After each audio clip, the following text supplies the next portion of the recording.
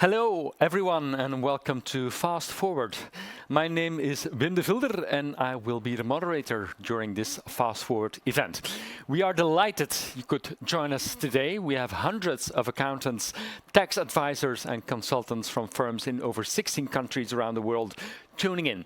And in the next 3 hours, we will explore together how accounting is changing and the role of technology in supporting you all in your business, client service, and digital transformations. Silverfin is our host, as you know, and we will hear from them as well. But most of our time is dedicated to hearing from an inspiring group of its customers who will share their own experiences, ideas, and tips for future success. We also have a respected expert in HR and change management joining us to share his perspective on how to lead a successful transformation strategy. And we will keep the sessions interactive too. There will be some live polls as well as a live chat. And throughout the show, you will be able to put forward your questions in the chat function on screen. Joris and Tim will then do their utmost to answer as many questions as they can during the final Q&A session. We will also be asking you prize questions, yes, after each session. And at the end of the show, we will publish the scoreboard where the top 3 will win some nice prizes. To participate in the quiz and also in the live polls and chat, it is important not to follow the show in full screen or to switch out of it so that the interaction section on the right remains visible for you. So let's get straight into it. Here's the first question to you all. From which location are you watching us? We will come back to the results in a few seconds. Finally, I wanted to say we also have an illustrator attending who is going to create beautiful drawings to sum up every session, and we'll send you all the drawings after the show by email. Our goal today is simple: to leave you all with practical ideas you can take back into your own firms from tomorrow to accelerate your own success, to fast forward, as it were, your business and your career. Let's have a quick look maybe at the results of the live poll. Oh, I can see there's a lot coming in.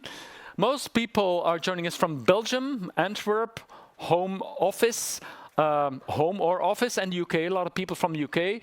Woerden, I think that is Holland, of course. A lot of people joining us also from the Netherlands.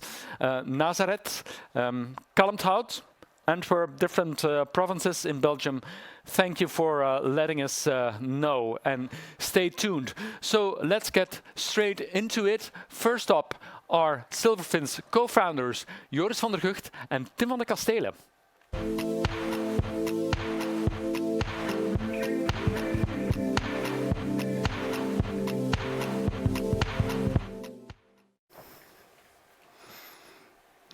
Well, hello everyone and welcome to Fast Forward. It's hard to believe it's a year since we were last in the studio. And what a year it has been for everyone. A challenging year for sure. We certainly didn't expect to be running an online event 12 months later, but here we are.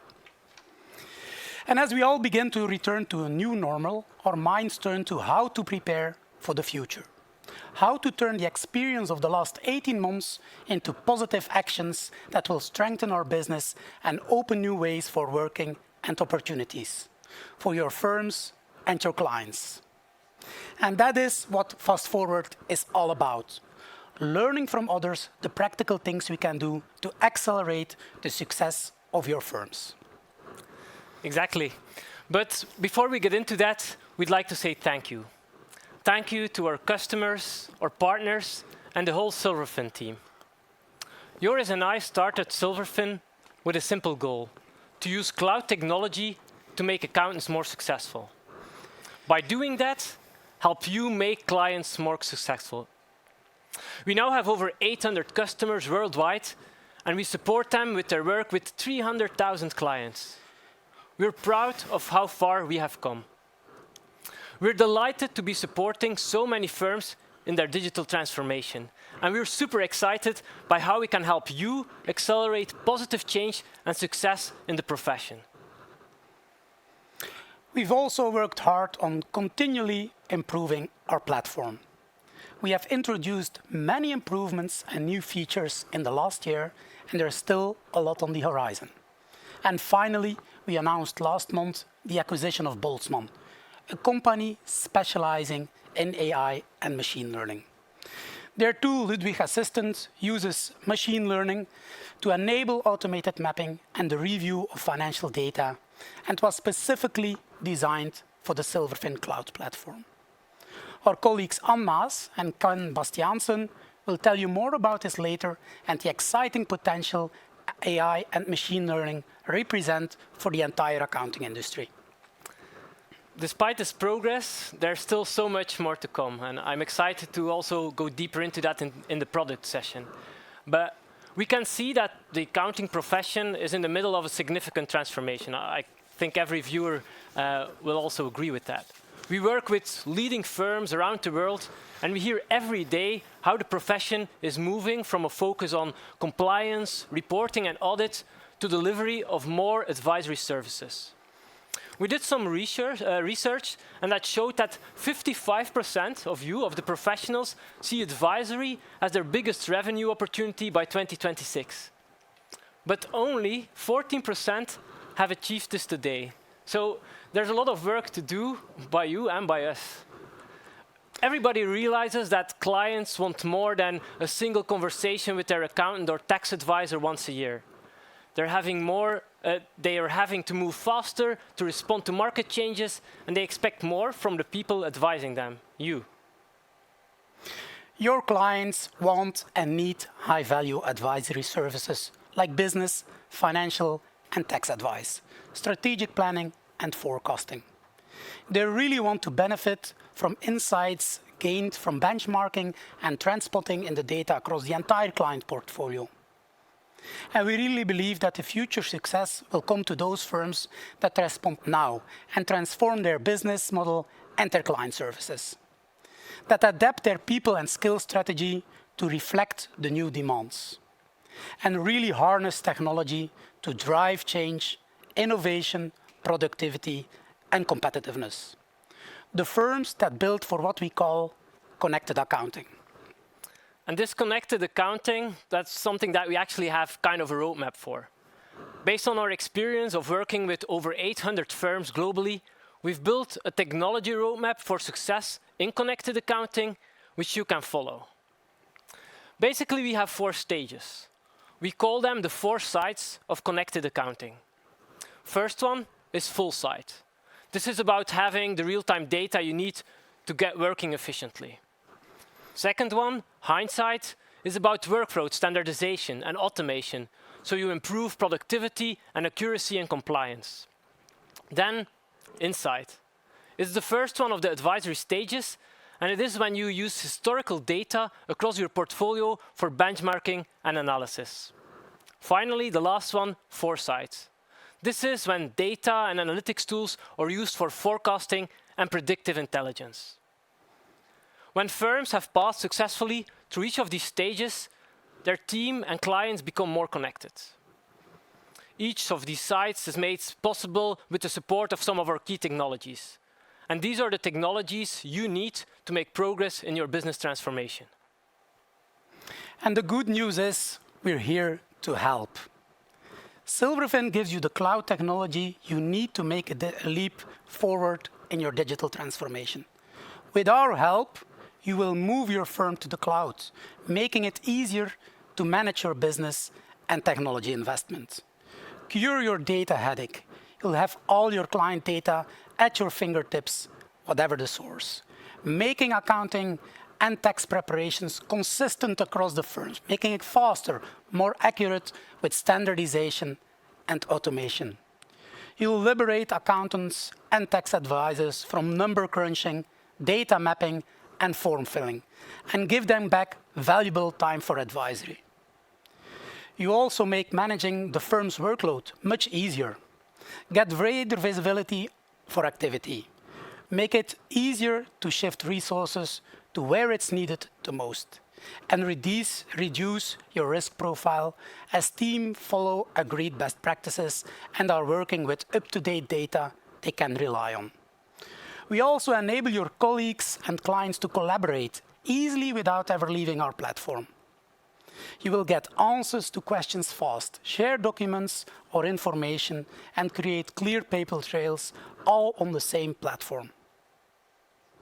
You also have the reporting and analytics tool. You need to benchmark client data across the firm and discover the insights that drive your advisory services. And finally, we are really committed to support your rapid progress in your digital transformations with our training and support services. Taking a step back, accountants, so you guys, play an important role in business and in our wider society. With your help, clients fulfill their true potential and they tackle the challenges they face every day. That creates jobs, wealth, stability, and opportunity for everybody. The last 18 months have shown us very clearly that this is the case. You do important work. That's why you deserve to have the best technology, the best data, the best tools, and the best training available. And that is where we come in. We created Silverfin to enable you to respond quickly to change and use technology to drive a successful business transformation. It's this responsibility that motivates me, Joris, and our whole team every day. But today is not about us. It's about hearing from some of our customers their story of business and digital transformation, learning what they feel is driving their firms forward. First up, I'm very delighted and honored to be joined by the person who gave me my first job as an accountant, Geert Schellekens from PwC Belgium. Hello. Hey, Geert. Hi, everybody. Hi, Joris. Hey, long time ago. How are you, Geert? I'm very fine, very fine. And I'm delighted as well to be part of this. Absolutely. To be honest, I will still remember the early days when working at Hansen & Partners, the very entrepreneurial spirit we had. So for sure, I got there the vibe to start even this business. So I want to thank you for that. It's no thanks. It's you did this. So Geert, we have been working with your firm for some time now, and I really wanted to learn a little more about your strategy, your future success, and the challenges you are addressing. And maybe a first question. Perhaps we can start with you telling us a little about PwC Belgium and the services you provide. Happy to do so. So maybe to present PwC is not necessarily needed. Of course, we, as one of the big fours, I think everybody knows us as a multidisciplinary service provider. In Belgium, we are with a group of 2,200 people. If we go to my business unit, business services, we are in our group. We are with 100 people, and we are focusing on serving clients from startup to scale up. And serving clients from startup to scale up means that we start guiding. We want to be their trusted partner. Their SPOC, their single point of contact to guide them through the life cycle of their company, starting with the strategy, starting with setting up their administration, their finance, and of course also at the end the advice they need in a very broad way. And here that's now, but let's look maybe at the future. What will PwC Belgium of 2026 look like compared to today? 2026 is 5 years from here. Yes. If we, it's far and it's not that far. If we would go back 5 years ago, you referred to the Hansen & Partners period. In the meantime, we are 5 years in the group of PwC Belgium. So I think, of course, maybe change goes faster and faster, not only in our practice, but in all the world. So if you ask me where we stand or we go to, I think we should look to the purpose of PwC. meaning that our purpose is to build trust in society and help with solve important problems. It was also referred to in the intro as well. And I think that's based on that. That's where we want to stand for, what we want to do, what we need to do, and what clients expect from us. So I think that this means that we will not only deliver services in the future in the evolution of the digitization. We are convinced that it will not only be as a service provider, but also bringing solutions to the market, to the clients, meaning also more tools and not only, for instance, services where only we will use them for our own clients. That's one thing. The second thing is that in new markets, or the market has new expectations, and then we refer to more things that maybe they're only heading up on the agenda of everybody, is things like ESG or things like green taxes. These are all things where we want to be in front of the market. If I refer to more our department, I'm convinced that in the next 5 years, but maybe also that's what Tim said, is that our role as an accountant will be indeed a trusted advisor in a much broader role, meaning not only compliance, but of course also helping out clients in how they can work, how they can organize themselves, and also more in a tools perspective than only in tax optimizations, for instance. And here, if we zoom slightly more into that, how do you think you will get there? What would be the key factors driving the change? Driving the change, I see this in 3 angles: people, tools, and client. The clients itself. Maybe start with the clients. I think trust is important, but also change for themselves. We can, both together with Silverfin, we can create great tools, great workflows. But if the clients doesn't change, then nothing will happen. So I believe that we have also a role to teach, to educate our clients in pulling into that change softly. Because today we are currently maybe only working paperless and not even completely digital. And I think that's and on the client side important. On a tool side, a driving factor for that change is also connectivity. Things that were already on your slides as well. Things like API connectors, not one single integrated ERP solution. There we are in our segment fully convinced of that. This is where what is important to get there. And we have all faith that there are a lot of small and big companies creating great tools and finding nice solutions to bring that connectivity. And so then I come to the people, because you always, maybe a machine you can learn to change. The people change is maybe the most important aspect. Young people are flexible to do new things. But we believe that training and know how to use all the new tools, and also train people that maybe are doing something for 10 years the same way, that's for us a very important step. So preparing our people and training and doing this not too fast, but in the right order, that's where we are convinced of how to get there. That makes a lot of sense. And maybe another question, what will impact then your ability to succeed? And how are you addressing this?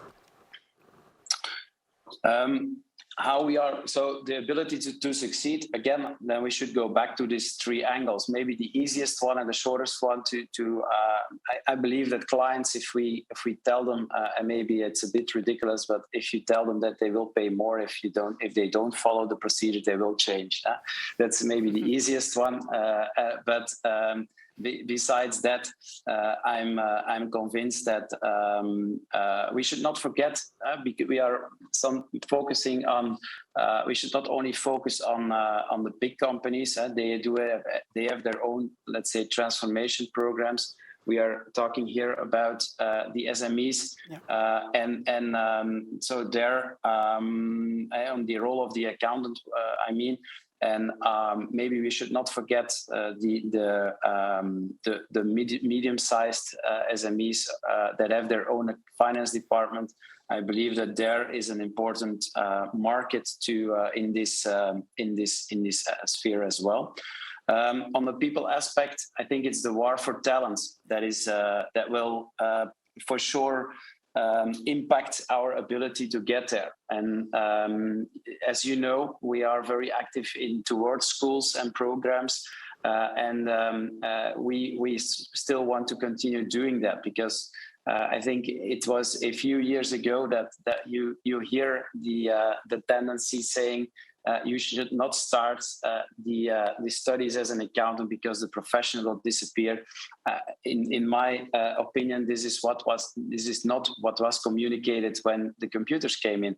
So I think that they should teach, or we should make sure that we can help schools as well in how they should change or adapt their training programs as well. And on the tools aspect, I think professionalism is important, because, of course, this could be an ability or have an impact on the ability to get there. If we go too fast, if smaller companies goes too fast, they can also be a bit lost in paradise as well. So I think there is a small, so not every tool should be connected with everything, because then it's not necessarily, let's say, the perfect workflow neither, I believe. Very much agreed. And unfortunately, we're already running out of time. But before you go, just maybe one more final question. And we are going to ask many of our guests a version of this question. And the question is the following. If I could meet your younger self, perhaps at the beginning of your career, like I was when meeting you, what advice would you give yourself about how to build a long and successful career in today's accountancy profession?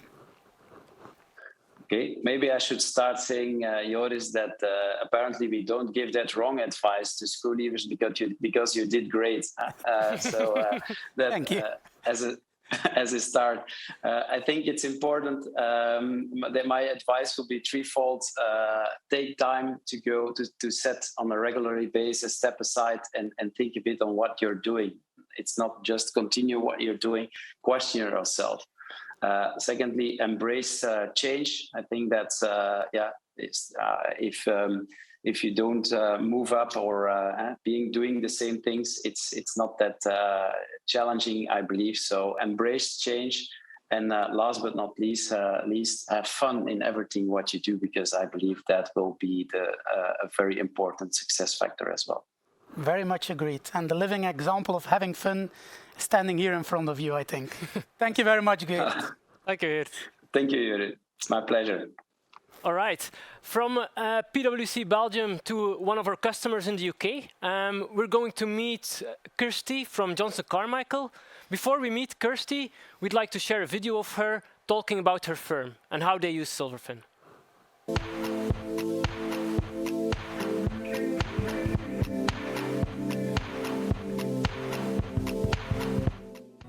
Yeah, so Johnson Carmichael is Scotland's largest independent accountancy firm.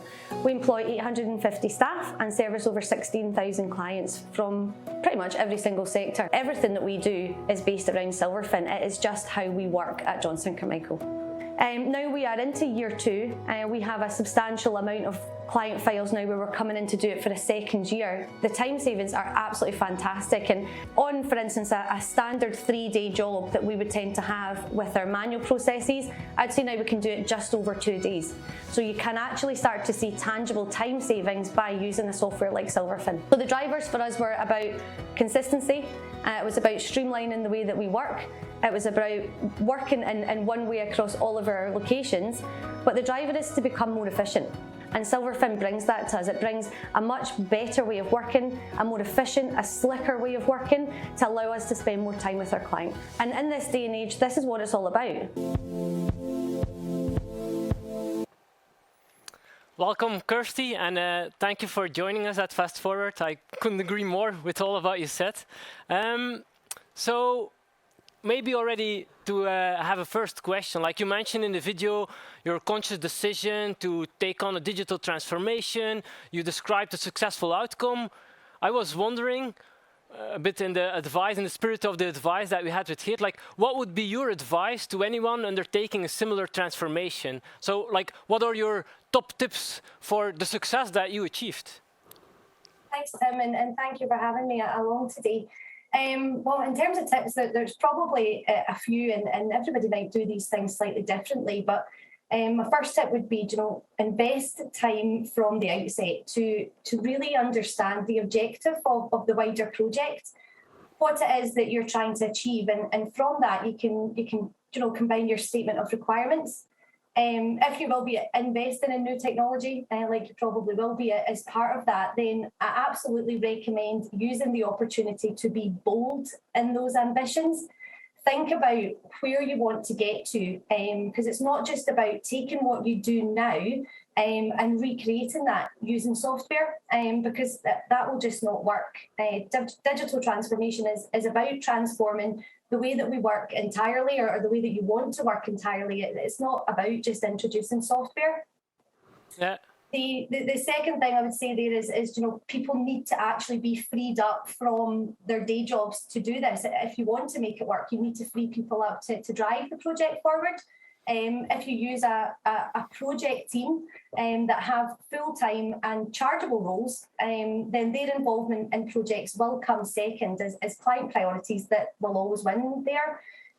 So for me, you need to have a small team of individuals that have a sole focus on the transformation and can lead the project for you. Yeah.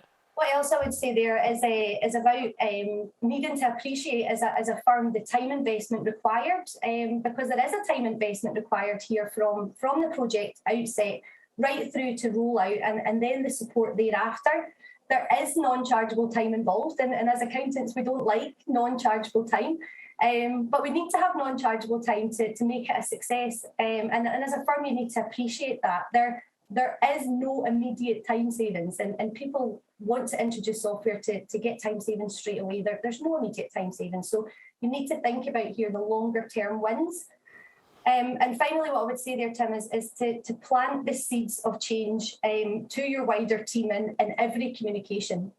Talk about it in meetings, in roadshows, on calls, issue firm-wide communications regularly so that the team like behind you, they're involved with it and there's no surprises to them when you start to launch these things.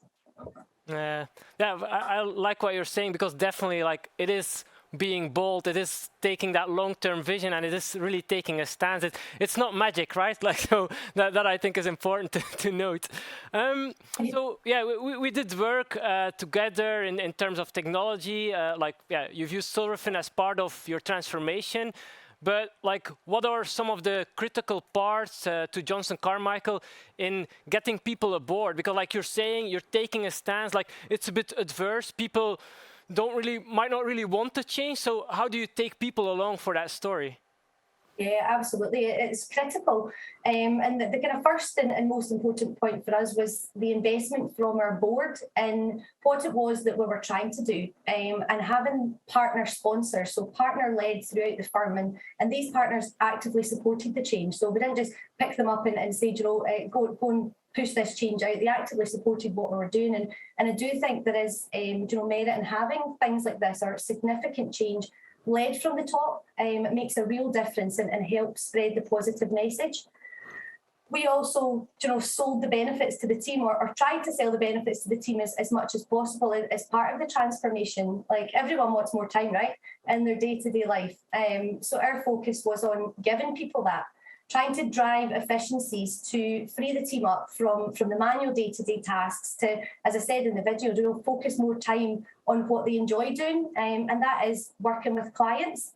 So I touched on before, the communication point, and we did, so a tip here is to communicate a lot. So we did communicate a lot to people about what was happening in the business, frequent communication. And before the pandemic, we were able to go around our offices, deliver road shows to try and drive enthusiasm. But post-COVID, we held a lot of Teams calls. We issued frequent newsletters to the team. And one thing I would say is really important as part of that communication is you absolutely have to involve the doubters. There is people across any organisation that don't like change. And you have to, when you're running a project of that size and scale, understand where the biggest challenges will come from, get these people involved in the project, hear their concerns, actively listen to them and tackle any issues that are raised from that head on. Obviously, when you are implementing software, testing of that software is key. Where software is involved, you have to test it. So trying as much testing as possible, trying to break the system, testing as many situations as possible. If you don't find the faults as before you roll out or any potential areas of issues, then someone else will. So you've almost got to get on the forefront of that. And finally, what I'll say there is to have a robust training plan and invest time in training your team and having the right support in place there. That probably is, on reflection of the project, one of the things that I am most proud of with our rollout was the training programme we created, how we implemented it, and the ongoing support we provide and still provide to our wider team. It has been a lot of fun to watch from our side and to see that successful rollout, and I couldn't agree more on the communication part, because basically, like they say, if you think you communicated too much, communicate another 10 times and maybe you could have hit the barrier. So I think that resonates quite a lot with how we see things and successful rollouts. So yeah, thank you so much, Kirsty, for both the video and answering my questions. And I will definitely still remember the quote, everybody wants time. So that's good to hear. Thank you. Now we end with another of our Belgian customers, someone who has been a Silverfin customer for some time now and who has taken significant steps in terms of digital transformation and connected accounting. Let's take a look at their video.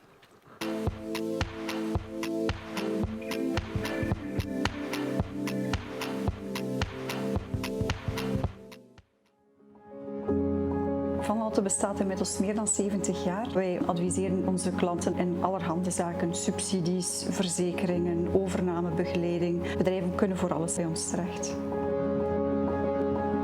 Adviesverlening is voor ons eigenlijk het allerbelangrijkste. Daar doen we het eigenlijk voor. Het hebben van data, van cijfers en dergelijke meer, dat is basis. Klanten komen niet naar ons puur en alleen om een jaarrekening op te maken of om btw-formaliteiten in orde te brengen, maar net om hen met raad en daad bij te staan.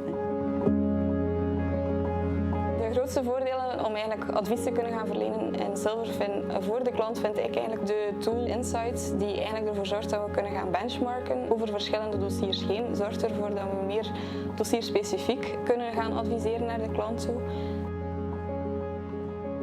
Niet nodeloos bestoken met mailtjes, als we het zo mogen zeggen.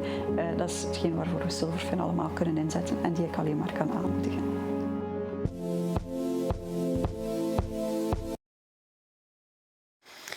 Iris, thank you for joining us today and thanks for being a Silverfin customer. We were just watching the interview you did for us and recently, and I had a couple of additional questions I would love to ask you. Maybe the first question. I was interested to understand more about what provoked your firm to turn to technology to support your business as you have. What were the challenges or opportunities you wanted to address? Welcome, Iris. Thank you, Joris. Thanks for inviting me. Yeah, I think it has already been said quite a few times today.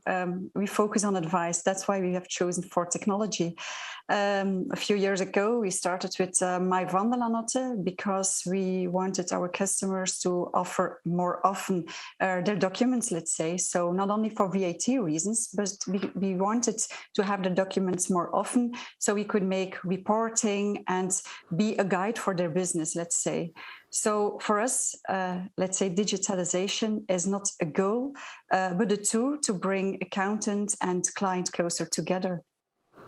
So I think technology must ensure accountants to do their work more quickly, more efficiently, and so we can focus on providing advice. If we talk about challenges, I think there are a lot of challenges, but the biggest challenge is, I think, was also today I've heard the change of the mind of our colleagues. But I'm already convinced that they know why they do it, because as I thought Geert also said, our younger colleagues, they want to do other things. They don't like it to put in documents, to make annual accounts. They want to analyze, they want to be a partner of their customers. So one of the most important things is providing sufficient training for our people. And if we do that, I think that's success for this kind of project. So we are convinced that digitalization and automation is one of the opportunities for an accountant in the role of advisor. And we've heard a lot about the growing importance of advisory services. How do you experience this as a firm? Yeah, I think everybody knows the word proactive advice. So clients expect proactive advice. It means that they are no longer interested in discussing annual figures, let's say 6 months after closing, but they are looking for a confidant in their accountant, let's say maybe a personal, financial or business coach, someone who thinks along with them. And this goes much further than figures. We also use Silverfin and the map we give to our customers. We mentioned in there, talk about business, talk about more than figures. And that's what we want to do. As you could see also in the movie, we are one of the more than accountants, and we focus on all kinds of services like HR solutions. Let's have maybe look for some funding, risk management, management reporting. I guess, and I'm pretty sure that customers want us as a partner to talk about their business. So tools like Silverfin make it possible for us to make quick analysis and on which we can rely to build a personal advice for our customer. Very much agreed on being a partner for your end clients and giving the journey you have been on with change in your firm. So what would be the one piece of advice you would give to others starting out on a similar transformation as you have done? Yeah. So as I already said, technology is very important. But for me, and I think for a lot of people here, the most important is personal contact with both your clients and your staff, your colleagues. So take enough time to inform the employees, to convince them of their future role. People need to be trained as a personal advisor. We have to give them more skills. So technology is not a replacement of an advisor, but a tool that enables to give them more and to give more and better advice. So people need to be involved. I think it's also a possibility that you have to give them to maybe express some concerns, some frustrations. And if you make that possible, I think as well as customer, as well as your colleagues can see the advantage of it. And once that happens, I think the rest will follow. Yeah. And maybe to zoom into that and to touch upon the big topic, change management. How have your team responded to the introduction of new processes and technology? And how did you ensure your change was managed within your organization successfully? Yeah. Okay. So as I already said, it's about training and repeating. We are still working every day on it to make themselves better advisors, to let them experience things themselves. We give, for example, as you have the master classes from Silverfin. We give, for example, deep dive sessions of Silverfin. So we give them enough training, and afterwards, by asking our customers how they experience the change, and if they are happy, I think that's a good measure to know if our colleagues did the work we wanted them to do. Having fun, being happy. That's what I learned today. Thank you very much for your time, Iris, today, and thank you to our other guests as well. Thank you. And the last 18 months have been a challenge, but have opened everyone's eyes to the key role technology plays in the future success of the accounting profession. Not just in how we work with things like collaboration tools or data management, but in the very client services we offer and the skills we need as accountants. That's what we will focus our time on today on further exploring. Thank you very much, Tim and Joris, for this very clear presentation, and thanks to your guests, of course. That's about what we have time for. So shall we maybe take a quick look at how the illustrators summarized this session? Let's take a look what the drawing looks like. Can we see it over here? This is Oh it. my God. I This think looks this great. is something to definitely put in your bedroom, Joris and Very much. Tim. Thank you. Okay, we'll see you again soon. Thank you very much for now.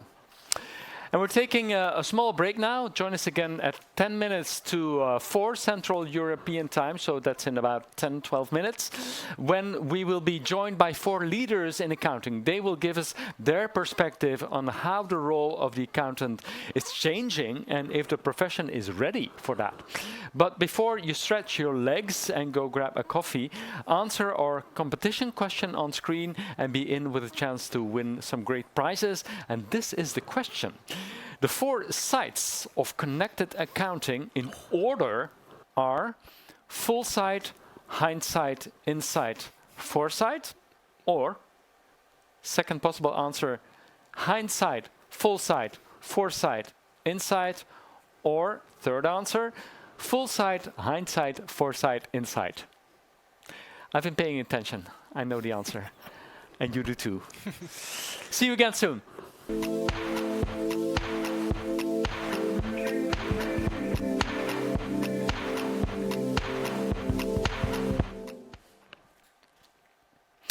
Welcome back, all of you, for a conversation about the changing role of the accountant. If anyone knows about how accounting is changing and how ready our firms are to respond to this, it is our panel now. All of the firms they represent are also Silverfin customers. And with me are Richard Smit, CEO of 216 from the Netherlands, joining us from The Hague.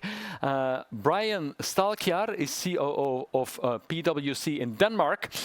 Matthew Sutton is partner at UK's Burgess Hodgson, joining us from London, and Nina Rukala joins us from Deloitte in Finland. Welcome and thank you for joining us here.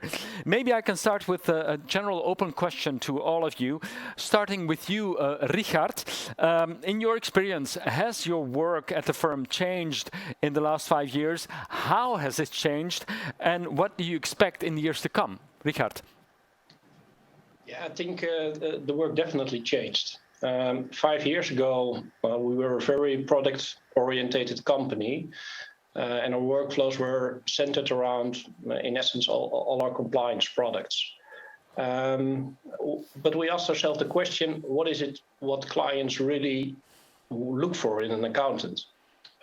We surveyed a lot of our clients, and the feedback that we received was, in essence, I want to help you help me grow my business, and I don't want to ask what I should do, but I want you to bring me the answer.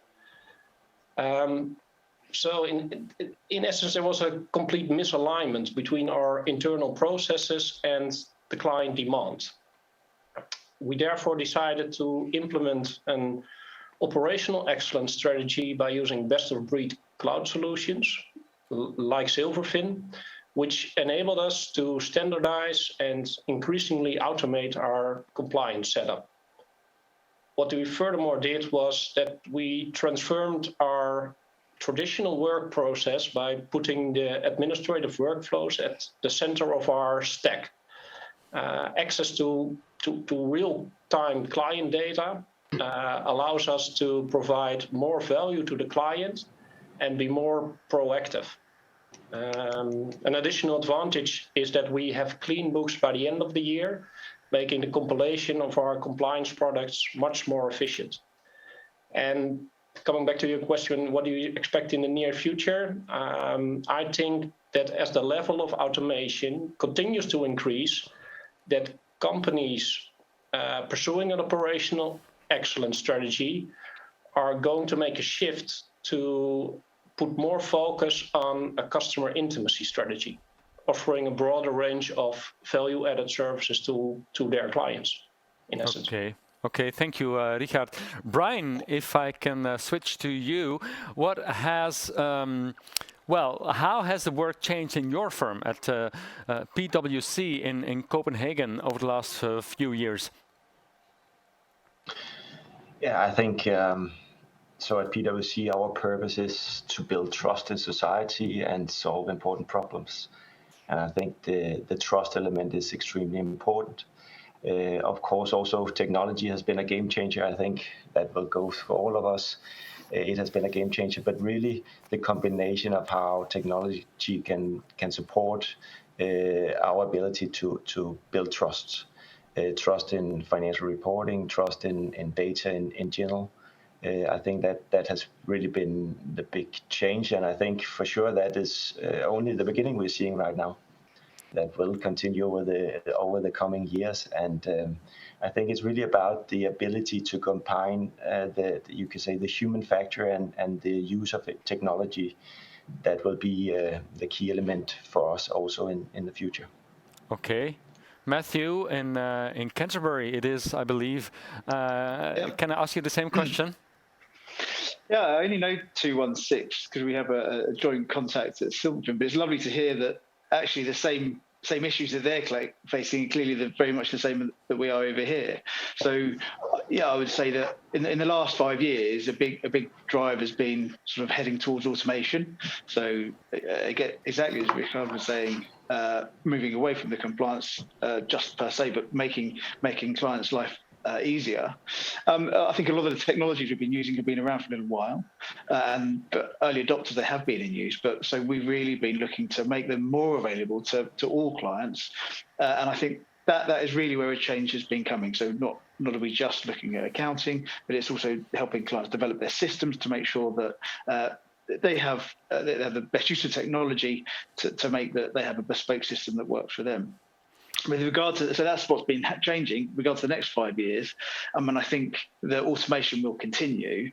But I think in addition, I think there is going to be some changes with regard to sort of non-financial data we're going to have to be looking out for. So I think green credentials, I think, will become, you have to account for those. That will become more and more common. We do work with a couple of clients where they actually provide software that almost sort of counts your CO2. And as I think people are heading towards becoming carbon neutral, I think that's going to become more important in the next 5 years as well. Right. Nina in Helsinki, what's your view on this? Well, I'm going to put it in a really simple way. So when I started as an auditor back in the day, actually, so I used to still have a pen and paper and a calculator next to me. But nowadays, do I even own a calculator? No. So 5 years ago, we already had quite a lot of different technologies. We were trying out data analytics, data-driven solutions. And nowadays, today, and going forward, I totally believe that the role of technology will be even more significant in the future than it is now. And also top with the human aspect of all this. Yeah. Richard, do you recognize this shift that Tim has been talking about in client demand from compliance to advisory services in your firm? And do you think this is where the opportunity lies for most firms? Well, in essence, I think clients want to experience a different compliance process than the traditional process we all know. Clients are increasingly asking to get accurate books delivered to them monthly, on the dot. An annual report once a year is not enough, and in my opinion, too reactive in nature. Clients want regular, responsive, personal contact throughout the year. And they are looking to their accountant to help them grow their business based on actual and accurate data. And in my belief, proactiveness is key in this regard. So yes, I believe proactive advice to clients is a clear competitive advantage in the future. But it is impossible to achieve if we keep our traditional compliance processes in place. Okay. Brian, how do you feel about this shift from compliance to more advisory services? I think it's, absolutely in the same line as what Richard just said. So on one side, I think there's two perspectives to this. One is, you can say we're trying to move from compliance to reliance. So not only compliance in relation to legislation and what's required, but actually relying in data, and maybe even not only you can say a yearly financial statement, but actually the data during the year or every day, basically more of a reliance on data instead of a financial statement. So that's kind of you can say the typical audit approach of it, but there's also exactly as Richard and also Matthew said before, this value add and how we can use data and bring that additional value to our customers and clients. And for sure, one element is the financial data, but I think there will be a huge area also within the non-financial data where we also as an auditor can again provide reliance on the data, which will be a huge topic when we're discussing non-financial data and you could say avoiding greenwashing and all those issues that is also out there. Yeah. Matthew, how ready do you think firms are for this shift today? Well, I'd like to hope we're pretty ready. I mean, our institute, the ICAW, have been talking about it for a long time, that the accountants' focus will have to change towards the advisory. So, we know this has been an issue. And I say I hope we're there. Undoubtedly, though, there are some firms who are a bit behind the game line. That clearly provides an opportunity for those of us that are there and have embraced technology. Because if you haven't, then that standard compliance, as Richard has said, will just take too long, and you won't be developing the service provision that some clients are certainly demanding. Nina, how have you changed your approach in order to make more room for advisory? Well, what we have done, first of all, I think that compliance is and will be a part of our daily job also going forward. But I think that the future thing will be smart compliance. And what I mean by that is the compliance done in an efficient way, in high quality, and with less manual input and more like strategic thinking behind it.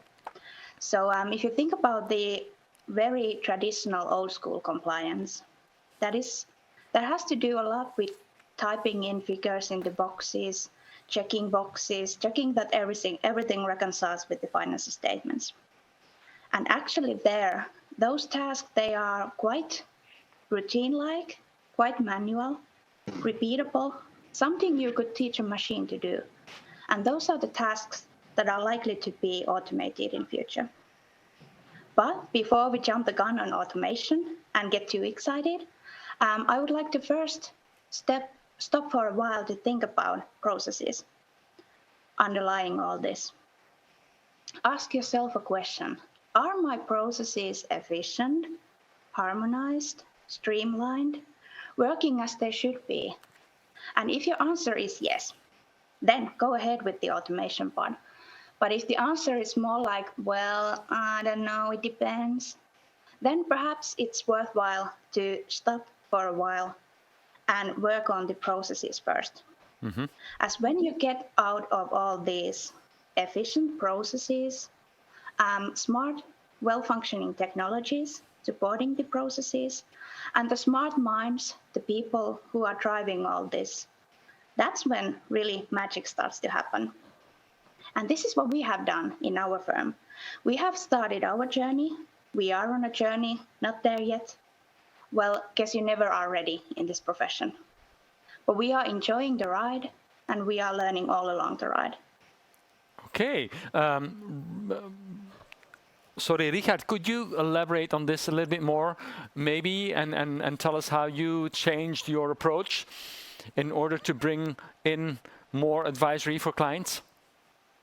Well, we believe in better bookkeeping is better everything. But in order to accomplish this, you need to standardize and automate your pre-accounting workloads, which are critical yet time-intensive.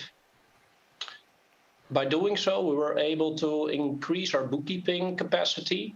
70 till 80% of the invoices are automatically booked by our bookkeeping robot at the moment, with no human interference. Secondly, we improved our bookkeeping accuracy because we standardized and automated, freeing up valuable time and resources among our employees. And our philosophy is that standardization of data in combination with high quality bookkeeping provides a solid basis for advisory. This allows us to use the Silverfin Insights module, for example, to target advisory opportunities throughout our client's portfolio. Okay. If I can switch to Brian again. Brian, what role has technology played in your transformation in client services and business practices?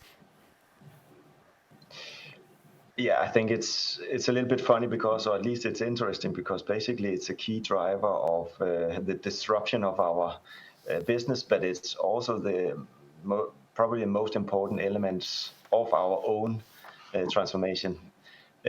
So you can say it's a dual track.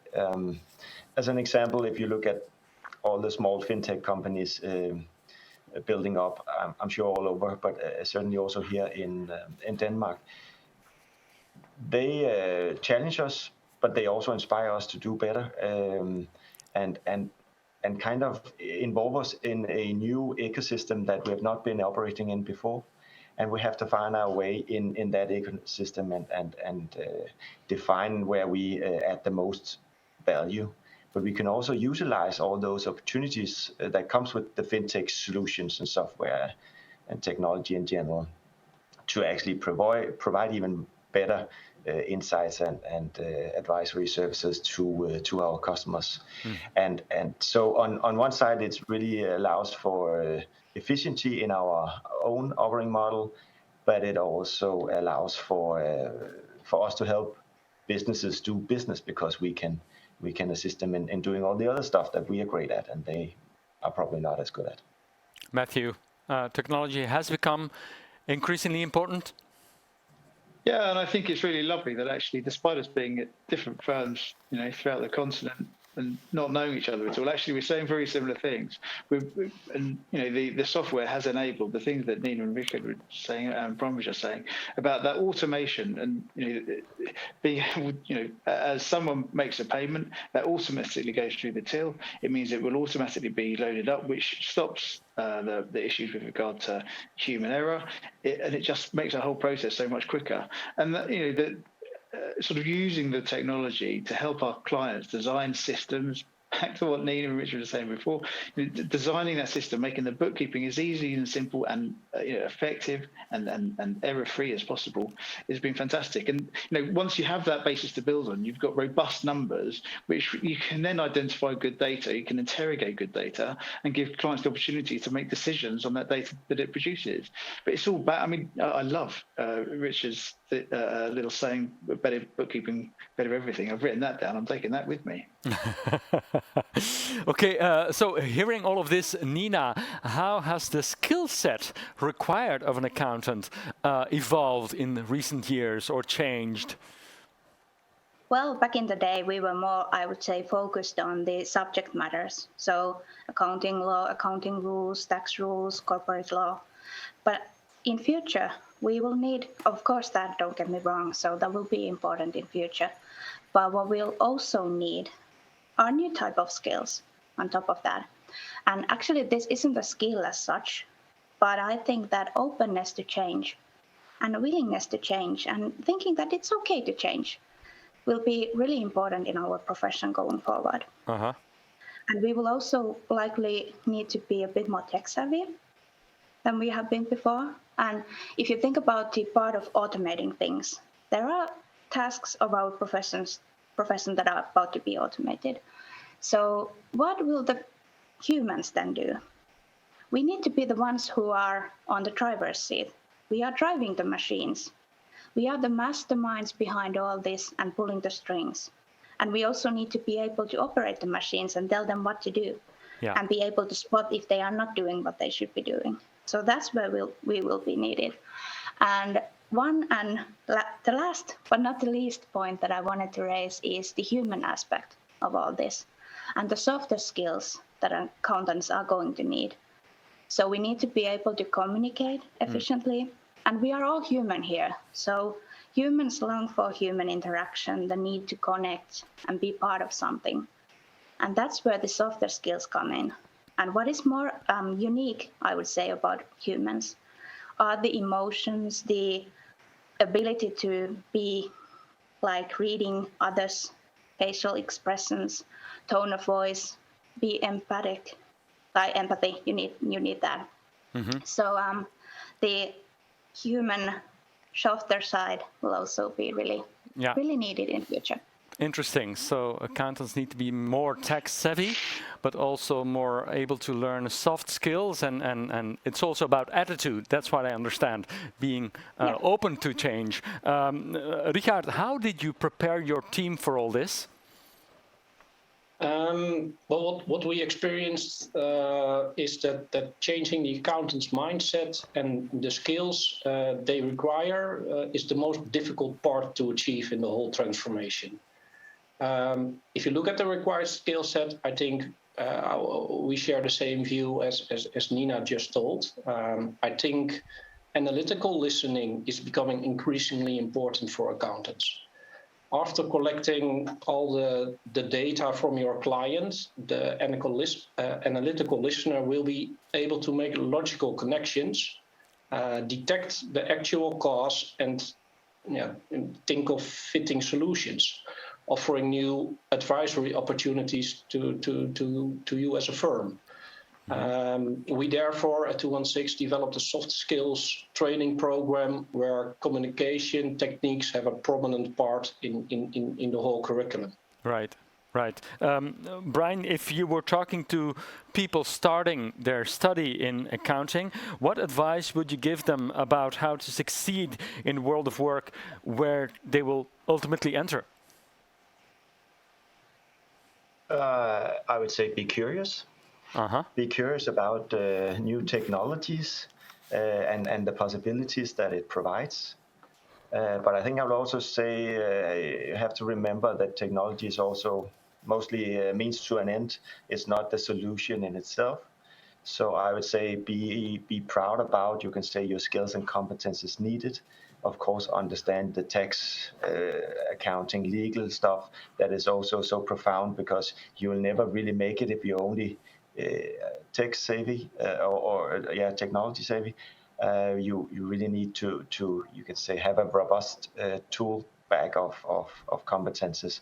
So, but on the other hand, if you don't understand technology, if you do not see the possibilities and how it can assist you in providing more value for your customers, you will also be, you can say, a bit more irrelevant. So it's really, I would say, make sure that I think the talent will be those that are able to combine technology and also the human factor that was just mentioned before, and then you can say of course the basic skills will also be absolutely needed. So those three elements I would recommend them to focus on. Yes, Matthew, I saw you nodding there. Well, it's repeat many of the things that are being said, I guess. The other part is, you'd say, slightly strange for accountants, be excited about it. It's an all-consuming role. I mean, everyone here's saying you need to be human, and I guess that's not what people are used to in accountants either. So, be excited, because it is all-consuming, because there's so much to learn all the time. Tax is always changing, technology is changing, so the role's always changing. So the more you enjoy it, weird though it says being an accounting industry, but the more you enjoy it, the better it'll be. And then just don't assume you're right. Listen to as much as you can. Listen to other people and listen for new ideas. Okay, I'd like to bring this in the conversation. In Silverfin's Tech Trends in Accounting report from 2020, participants indicated that access to the right technology was the main threat to their future success. In this year's report, it is skills and talent that are now the biggest threat. Does this surprise you? Maybe I can ask Nina first. Well, it's a competition of talent, so I identify that one. Yeah. Yeah, we'd like to have the view of our audience, actually, so please answer our live poll on screen now. What is the main threat to your future success as a firm? Is it access to new talent, skills on my team, access to the right technology, competition from other firms, or not keeping up with a change in client demand? And we'll look at the results right away. First, Brian, maybe, is pressure in the job market increasing? Because I want to talk about the skills and talents just a little bit more. Is this something that you notice? For sure.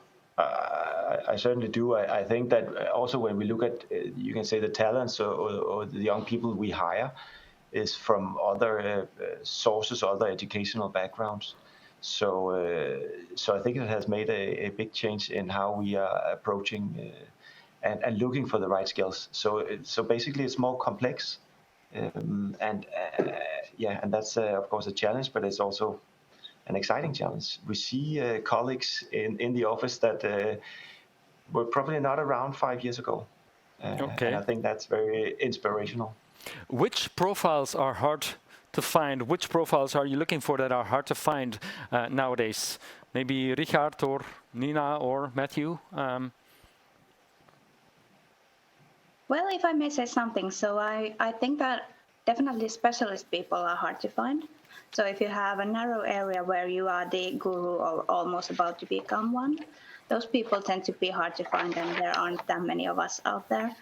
But also nowadays, I think that we are trying to find really different talent. So different types of people with different types of backgrounds, so that they can be more like generalists in a sense that they can shift their focus as needed along the ride and can handle different types of things. Okay, let's have a look maybe at the results of the poll. I don't know if you can see them coming in. So, what is the main threat for your future success as a firm? 55% of the respondents say access to new talent is the main threat.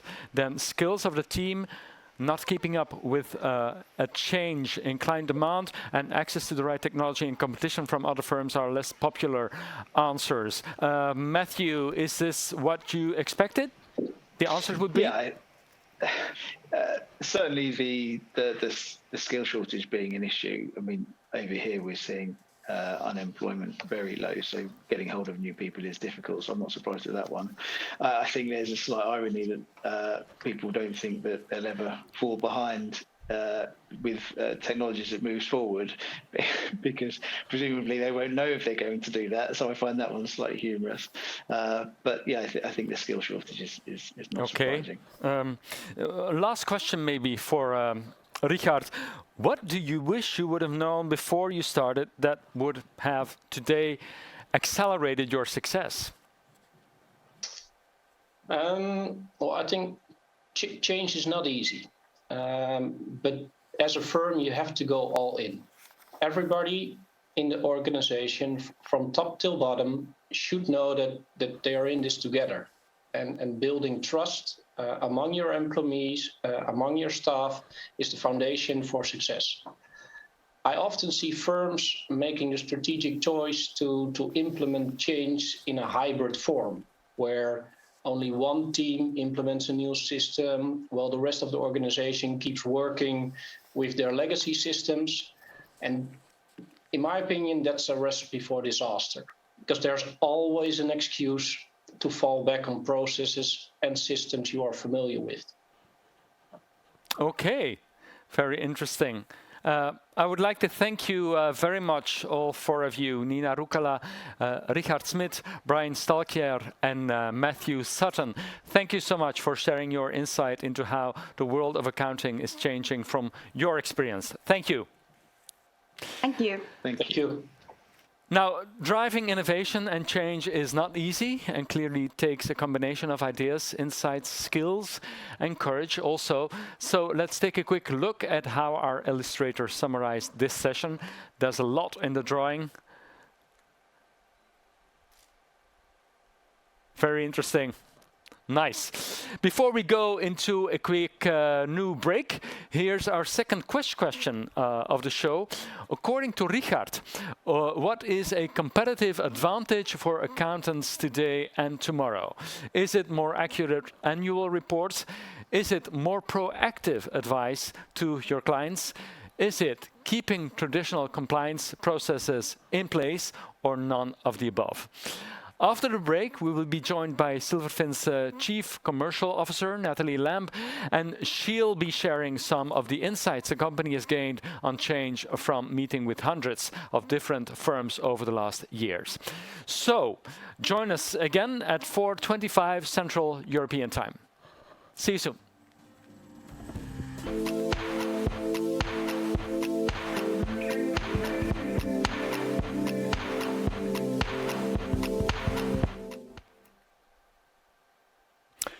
Welcome back. So, I'd like to introduce Natalie Lamb. She is Silverfin's Chief Commercial Officer. Natalie and her team have spent the last year meeting with hundreds of firms, as well as conducting research specifically to identify the technology trends driving change. She's going to share some of what they have learned along the way. Natalie, please. Yeah, good afternoon and thank you, Wim. I'm delighted to be here today with everyone, if not slightly disappointed not in person in our studio in Ghent, but hopefully for next time. I'm going to say a big thank you to all of our speakers who've gone before me, because you've made my job particularly more enjoyable and easy to kind of share some of those themes and insights that we have gained by speaking to many of you over the last year. Just to elaborate a little bit on some of the insights and the reports that we've recently published, it's our technology trends. It's the second report that we've run. We do a survey with over 200 firms, understanding how technology is impacting and changing the industry that we're in. I come from a background in technology, and I have great opportunity in terms of listening and understanding some of the challenges that many of you guys have been facing, and also in terms of some of that, the stories that you've shared earlier in terms of, you know, the expectations and the demands on an accountancy firm and equally the individuals in there. What I've taken away, and I'm not an illustrator, but certainly it sounds as if, you know, from an accounting role, it's definitely, you know, changed in perhaps expectations to one of the comments made earlier, sort of 5 years ago. It sounds like you need to be a coach, you need to be a mentor, you need to be a business guidance, you need to provide sort of compliance and regulatory, and it sounds as if you sort of need to be more superhuman than perhaps is possible at this point in time. So there is a great opportunity, but equally respectfully kind of understand and appreciate the challenge that you all face. The shift from compliance to advisory, we've spoken a lot about that earlier today in terms of, you know, the impact and what does it mean, and what do you all, and certainly what are many of the firms looking at in terms of how we move forward. I was speaking to a peer in the industry yesterday. She's responsible for a big division in another technology company, and one of the insights that she was sharing with me was, many of you will be familiar with obviously wanting to retain and attract new clients into your portfolio, and in doing so, you know, you want to kind of offer them not just, you know, the fundamental compliance services you need, but more importantly, providing all that proactive work. And what she's finding still today in sessions that she'd had, you know, with some of her clients, many of them when they sign up, you know, promise and have good intentions of being able to deliver on many of those kind of proactive insights. But actually it comes a year later, and similar to some of the comments made previously, kind of customers or your clients are kind of getting a reactive view of kind of the situation sort of 6 months afterwards. So whilst everyone acknowledges, you know, 55% say, absolutely, this is so essential to where we need to be, only 14% are sort of truly able to do it. Some other interesting stats that we gained during our kind of survey was 13% would only say that they actually had insights and we had access to the data, which listening to a number of you in terms of how you currently use your solutions and use Silverfin to help you do that, that's a relatively low number in terms of being able to kind of pull together that sort of integrated view. 10% were only notified proactively if a performance threshold had been exceeded with any of their clients. And And that's also a key thing, because in order for you to be able to be more proactive, it's not just about the data, but about understanding kind of what is happening and being notified and empowering, not just yourselves, but obviously the teams that, that work across those client portfolios, what is going on and what you can do. So the nirvana, having been in a tech industry for such a long time, it's the nirvana of being able to have that kind of 360 client view, and how do you understand, at the heart of it, what are your clients' kind of needs and what do they need to look for. Compliance is also not going away, and that's been illustrated and reinforced a number of times, by our speakers just before I joined, in that, the compliance services are absolutely essential, but it's about, and certainly in some of the examples Kirsty shared sort of much earlier on in the session, and we had some recent clients who presented on a webinar, sharing that in actual fact, sort of standardization was such a key focus in terms of being able to move the compliance services into a more advanced state of kind of being able to offer some of those proactive views. Focusing on data is so important, but being able to focus on data will allow you to kind of be able to not just kind of be able to deliver on insights, but actually integrate from multiple different sources.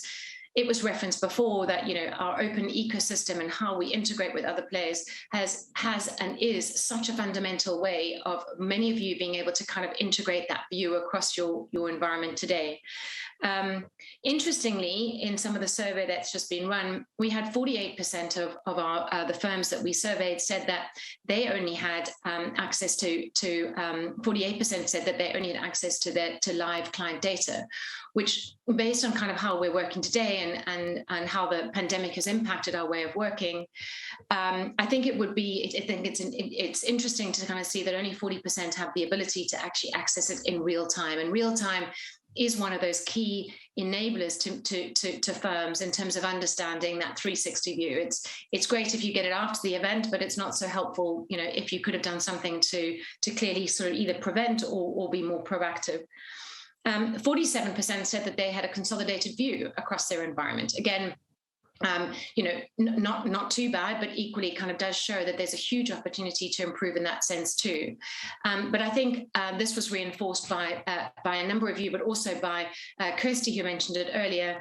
A consistent way of working and being able to adopt technology, and specifically how the Silverfin platform has helped many customers, is being able to kind of create a consistent way of working, understanding those workflows, understanding how you want to streamline your data. I think something that as a best practice I've learned over time is it is not about just replacing a current workflow with technology. It is absolutely about kind of throwing away the bad stuff, keeping the good way of working, but also advancing in where you want to be in terms of kind of being far more innovative. It's a very costly and expensive way of just literally, ripping and replacing kind of a bad and manual way of working with just technology. So that is definitely something I can reinforce based on all the conversations that we're having, is that, we're being asked, show us how to kind of, what does good look like? How do we get our solution into a space that actually benefits from the best practices, from the experiences gained, but also that we can augment with some of the aspects that we do today.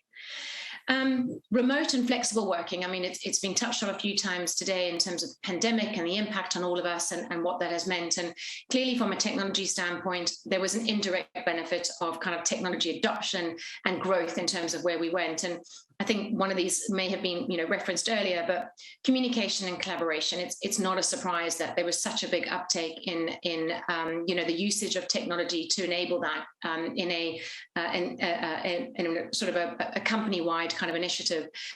What's really important, though, is how this kind of translates into how you work with your clients and how you enable your teams to be able to kind of focus on exactly the comments made earlier around, turning your teams into being far more client-facing. How do you enable that? And obviously tools will enable you to do that. But certainly it's shifting kind of the time and focus in terms of being able to be far more client-facing, whether it's actually physical or still kind of virtual. What's interesting in this particular survey, in the survey that we did earlier this year, is that actually 5% still would say that they're not, the technology has not kind of been a big focus around the whole data analysis and what's going on in the environments. Again, not so unsurprising considering the shift and the change and the dynamic that everyone had to go through to kind of adapt their way of working. But clearly it also presents an interesting opportunity, because without good quality data, without understanding where that data comes from and how you want to apply it to your workflow, then ultimately it does mean that that's going to make your job a lot harder. I think an interesting comment made earlier around sort of the understanding technology, reviewing technology and understanding what it means, back to my comment that, accountants have now got far more kind of hats to bear. What is, I think, even more common is the need for accountancy firms and for our clients to be able to be far more technology savvy, as you've all said, which means it's maybe in a lot of instances is taking a number of firms and the way in which they've worked out of their comfort zone and taking on and trying to kind of not just adopt kind of technology, which is hard enough, but identifying where do they start and what do they need to do. So I think the aspect around kind of the data is such a key kind of starting point and a framework to kind of understand. We touched on the skills and talent, and future success absolutely is about technology, about being digitally aware, being digitally savvy. Our demands as individuals and consumers has changed so dramatically over the last number of years. Our patience and tolerance to things is also probably getting less and less. And somebody made the reference to it earlier in terms of being a trusted advisor. And having read a recent report on there's an Edelman report around trust and the trust barometer, certainly from a personal perspective living in the UK, we're far more cynical around, our governments and what we've done and the trust in environments today. And we, as companies, as businesses, as leaders, have the opportunity to shine in a very different way in that kind of creating a new bond of trust and a new way of working. And a key thing in that instance is particularly around, I think, our skills and talent. And this is one area sort of overwhelmingly that I see across the board in multiple different companies is that the skills and talent and the shortfall of skills and talents, and how I think previously stated that it's quite a competitive and congested market, and people are reevaluating where they want to be, what they're looking for, where do they want to go to next. And the shortage of skills is obviously creating an interest or an interesting demand in a marketplace that clearly is absolutely in need of it. What's interesting for all of us, and in particularly I think what we're seeing with our customers, is how do you retain, and then also importantly, how do you attract talent? And we found that in recent examples with customers, and we spoke about some of those journeys that many of you are going on and change and adopting, actually using Silverfin as a tool and an enabler to kind of attract talent. We're finding many people kind of say, do you have Silverfin as a tool? We're looking for kind of a modern and intuitive way of working. And Silverfin certainly has offered that for many of our customers, as they've adopted and kind of moved through the change journey. So I think the skills and talent piece is recognized across the board. And how do we help you create more access to, training and development and communities of users and learning and so forth, which creates a much greater support infrastructure, which I think is going to be needed far more as we move forward. Finally, sort of technology and consolidation. And again, based on my background in sort of technology for such a long time, there is a phrase in the industry called sort of a spaghetti junction. And for those who are familiar with it, it's basically a big spaghetti ball. And you can have a look at it and go, where at the beginning does the spaghetti kind of start? And that kind of where do you get to the end? And I think based on the fact that accountancy firms are being asked to kind of lead far more from a technology perspective, be far more innovative, where do you start? How do you look at technology? How do you prioritize where you begin? And how do you look at, from a business perspective, multiple different tools, different applications? There isn't ever going to be one single, one-stop shop, as much as we may want that to be, but we never want to be kind of the one-stop shop, because there are specific tools and solutions that will be needed in order to be able to kind of execute on multiple different ways. And the key thing that we found in terms of this whole spaghetti junction is customers come to us a lot and say, like, where do we start? How do we get going? And where do we start on the journey? And this is where the maturity curve really has come into its power. Having co-created this with many of you, we do an assessment of where you are, where you want to get to, and prioritizing some of those, focus pieces, particularly around data, some of the integration, standardization are some of the key foundation principles that we're working with many clients on. And with that change and the adoption, exciting your teams, getting them all on board is certainly a key part of how we kind of move forward. So I think the key takeaways for me from today and this afternoon has been, it's a great reinforcement of all the messages that, the previous speakers have shared. We're in a great journey together, and it's a great opportunity for us to support many of you, hopefully, in how you kind of progress through there. We have a great skill set of not just industry and domain experience, but also technology, and how does technology and how could technology be such a great enabler to how you advance forward in kind of that digitization. So, with that, I would say that we as Silverfin are counting on all of you to help us kind of drive the way in which we will change the future of this industry. So with that, thank you, and I'll hand back to Wim. Natalie, if I may, I have a few questions for you. We have time for a few questions. So first one would be, where do you recommend people to start their technology transformation? Yeah, so that is a great question. That is often where we've I think the key thing is understanding, where as a business you want to be and where do you want to evolve to, and where currently are you? And we've actually got a tool that kind of does an assessment of where you think you are. And so that is a good place for us to kind of look at in terms of sitting down, understanding your business priorities and requirements, kind of a combination of understanding your as is and where you want to be, and then we can help you map that in terms of where do you start the journey. Okay. So that's how we engage and help you in that instance. Yeah.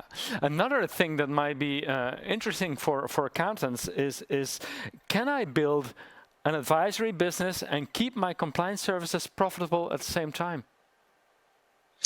Yeah, it's absolutely an interesting question when we speak to some of the clients who spoke on a recent webinar with me.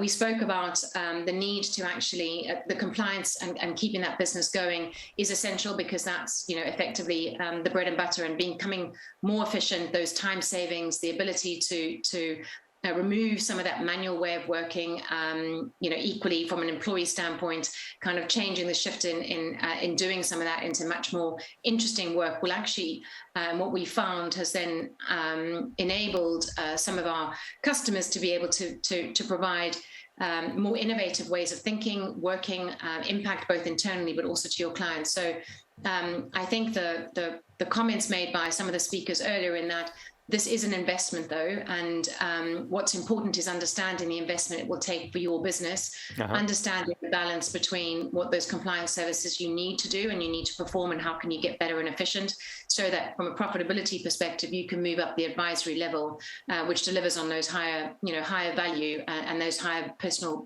connections to your clients. Right. Thank you. One last question, if I may. You talked about the importance of modern technology in the battle for talent. How important do you feel this is?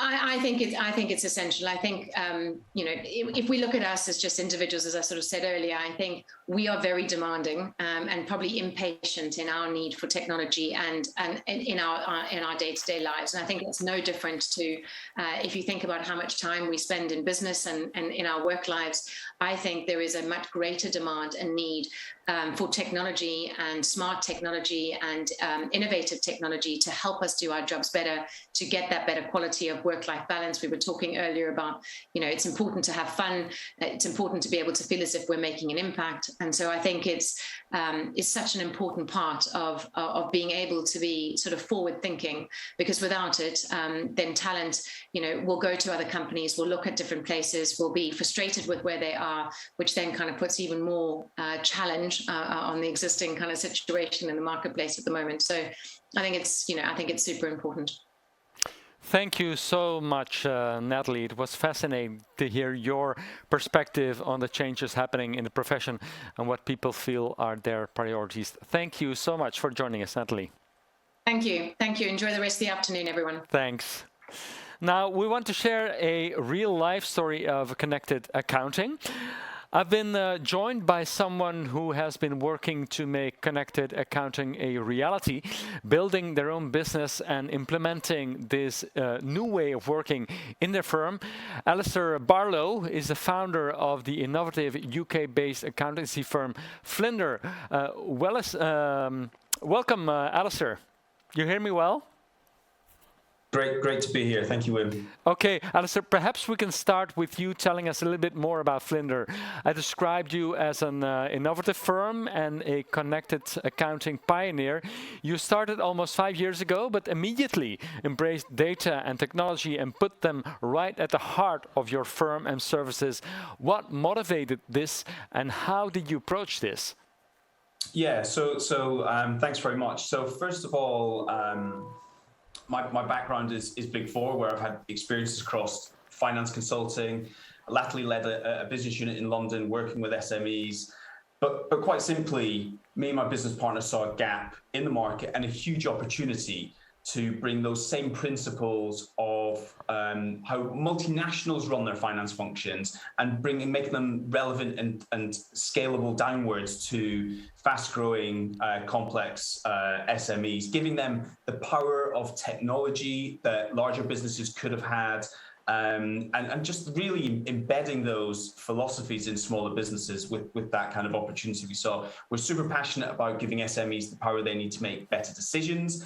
And for us, our philosophy revolves around better decision making, which is a slightly different mindset shift compared to many accounting firms who will be focused around delivering reporting. It's very much having decision making at the center of it. And so we describe ourselves as an accounting, consulting, and data analytics business, and we build and run smart finance functions for fast-growing and complex businesses. In terms of our business, we're largely a subscription business, so we've transferred that model to give us certainty every month in terms of monthly recurring revenue. About 80% of our revenues come from that, 20% from consulting projects. And in the last 4 years, we've grown from 2 people to 40 people on the basis of kind of that philosophy we have of delivering smart finance functions. In terms of our delivery model, we have the core of our team are based in London. They're the finance professionals, which are trainee or qualified accountants, and delivering that kind of really enriched business support and board advisory support to our clients. We have a delivery center in India with about 10 people. And then, interestingly, we have a technology and data center of excellence in Belfast with 4 people who are data engineers in that part of the business as well. Right. Now, you developed a particular model that you offer to your clients, the Flinder effect. Can you explain a little bit what this is?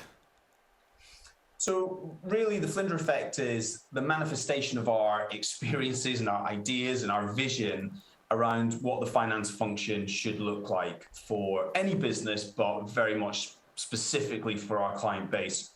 And so that's essentially what we call it. We focus on the value drivers of a finance function, which are being as efficient as possible, as well controlled as needs be, and delivering all the while to eliminate and squeeze that preparation time to deliver as much insight as possible on the interpretation side. And that really is what we're delivering to our clients, a very robust, well-managed finance function. And then the enabling foundations of the Flinder effect are people, processes, data, and technology, which, of course, if you have connected accounting, it makes it as seamless as possible from a people and process perspective and getting the data from one system to another. So technology is hugely important, but all those 4 really help us align to the strategy of the business and align finance to be aligned to the strategy of the business. Right, and what effect has this had, or what impact has this had on your services and approach as a firm? Yeah, I mean, obviously I talked about the growth numbers that we've had, where we've gone from 2 to 40, which is quite rapid growth in a people professional services business across those 4 years. But I think what having a methodology and a focus like that has given us a few things. So it's it's forced us to stay aligned to the vision that we have as a business around the finance function. It's given us talking points that we can articulate the value we deliver to our clients around this kind of very visual diagram of the Flinders effect itself and kind of what it means for the business. And overall, it helps our people to be able to talk and deliver a consistent brand experience, but it also gives a huge amount of confidence to our clients that they know what we're doing, and we are very differentiated from our competitors because of what we're wrapping our kind of philosophy and approach around this very visual Flinders effect and the different steps that we've got there. So overall, as I say, ultimately, we've gone from 2 to 40 people in 4 years and 100% CAGR year on year since the first year. Okay. Sorry about that. What role has Silverfin played in your strategy then?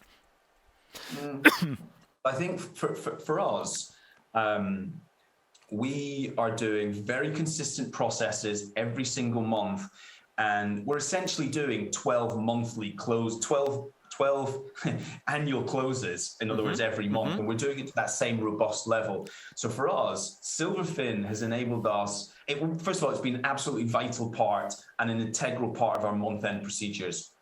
So for us, it's about building and running smart finance functions.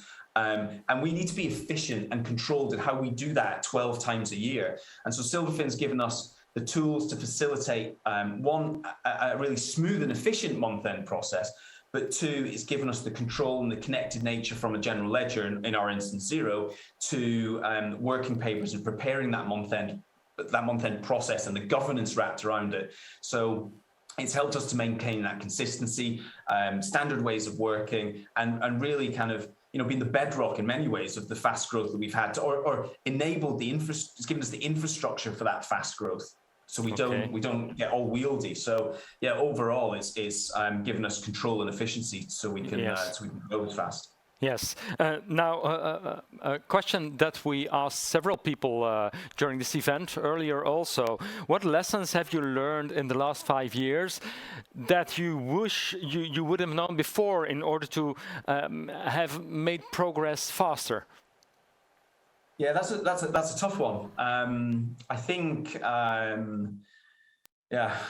probably had a full head of hair 5 years ago. Is one thing, but I think I jest. I think invest in people more and more quickly, and we always have done. But I think there's still that balance of technology and people in a people business, and for us, it's very much around the right cultural fit of people to the technology stack that we are operating in the business, but more and more people for the capacity of the relationship. So the technology will cater for the preparation, and it's about people and the right people for the interpretation after you've been able to do that. Okay. Now, what tips would you give firms starting out on their transformation or feeling confused where to start exactly? Yeah, so transformation is a very difficult topic in any business, small or large. First of all, I would say don't delay. That would be the first thing, because if you delay, you're delaying the inevitable, and two, you are just slowing down your growth effectively. I think for any good transformation program, you need to first figure out your baseline. In other words, where you are today. And that gives you a good platform to understand where you need to get from. But if you've never done it before and you don't have the experiences, then you don't actually know where you want to get to. You don't know what the art of the possible is. Right. And so I would say network with pioneers and learn what is possible. And then from there, understand what the quick wins are and the strategic priorities. Quick wins being something you can, low-hanging fruit, we say in English, you can implement very quickly and get some value from them. Strategic projects will take you longer, but potentially a lot more value. So I would say, understand the different projects in place, almost like a 2x2 consulting matrix of ease of implementation and value to the business. That's certainly what I would certainly advise that. And then develop a roadmap from there as to which projects and which investments you will put your time, effort, and money into. Also, consider some external support if it's a complex transformation project, because otherwise you could just waste your time. But lastly, and most importantly, don't forget the people impact on any transformation and the change management that is really, really needed to be focused on, because you can put in all the technology in the world, but without the change of the hearts and the minds, it's going to absolutely get no benefits at all. Okay, very interesting. Thank you very much for those tips. Now, what would you say, Alistair, has been the secret of your success? Yeah, it's a good one to not, float our own boats a little bit. But I think if I was to distill it down and share it with others, I think we're not afraid to challenge the convention and go against what's been done for the last 100 years in the world of accounting. And I think that's been pretty fundamental to our journey and what we're doing kind of going forward. We're also viewing Flinder first and foremost as a brand and not just as an accounting firm. So brand first, business second, and firm third. And I think having a business partner, so there's two of us in the business that started it, has been really vital for us to grow at the pace we have done and have a really clear division of responsibilities between the two of us. And also not getting too dragged into day-to-day client work. At the end of the day, we're obviously in the client service business, but if we service one client, that's a small amount of revenue. If we work on our own business and focus on our own business and run that has the benefit for all our portfolio of clients, all our people, and our overall business health and the growth of the business. So focus on the business a lot more and less in the business. Okay. One final question maybe, Alistair. What's next for Flinder? What's the next step in your connected accounting story?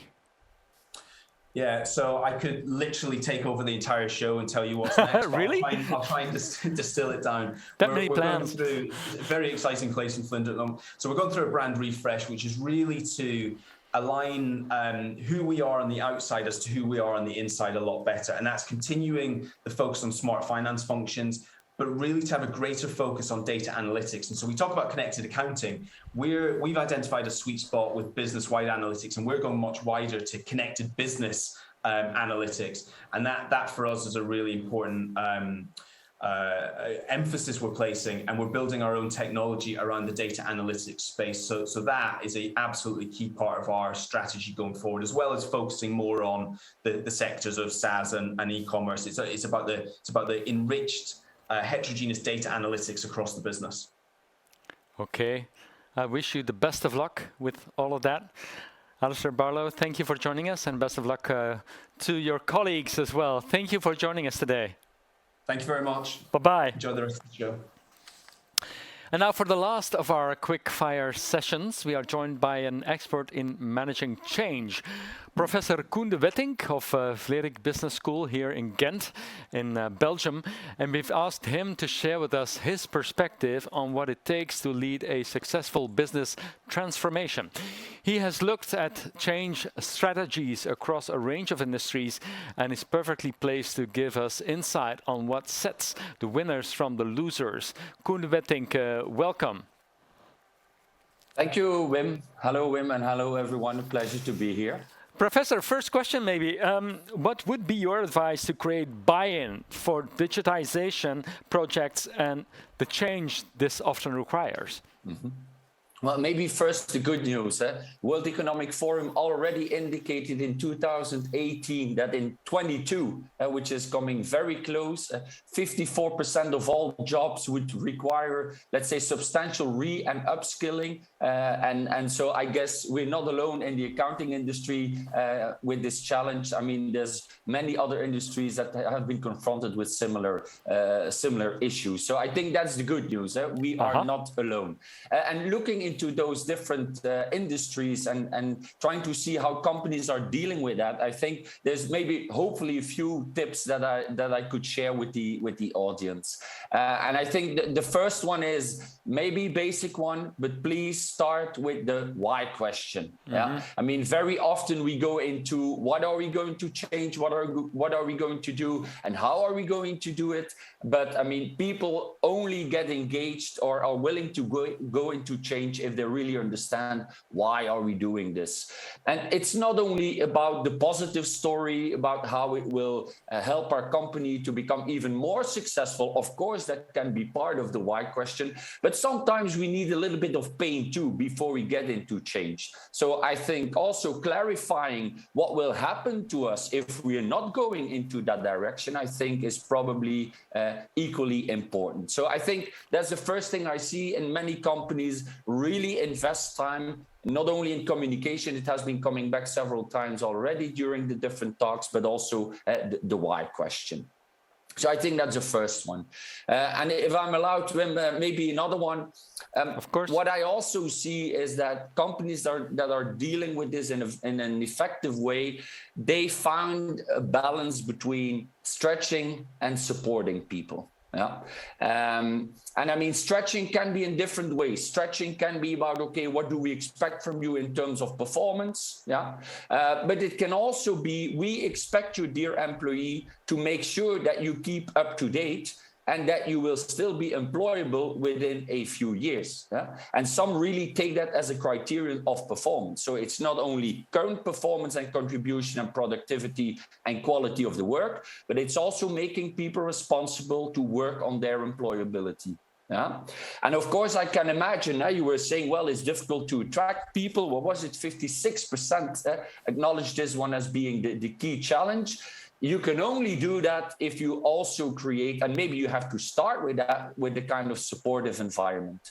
And a supportive environment, I've heard it before, it's about training, it's about coaching, it's about making sure that people have the resources really to go for the stretch. But I think it goes a little bit broader. I think the supporting environment is also about being attractive to people, making sure that they are eager to go to the job in the morning. Yeah?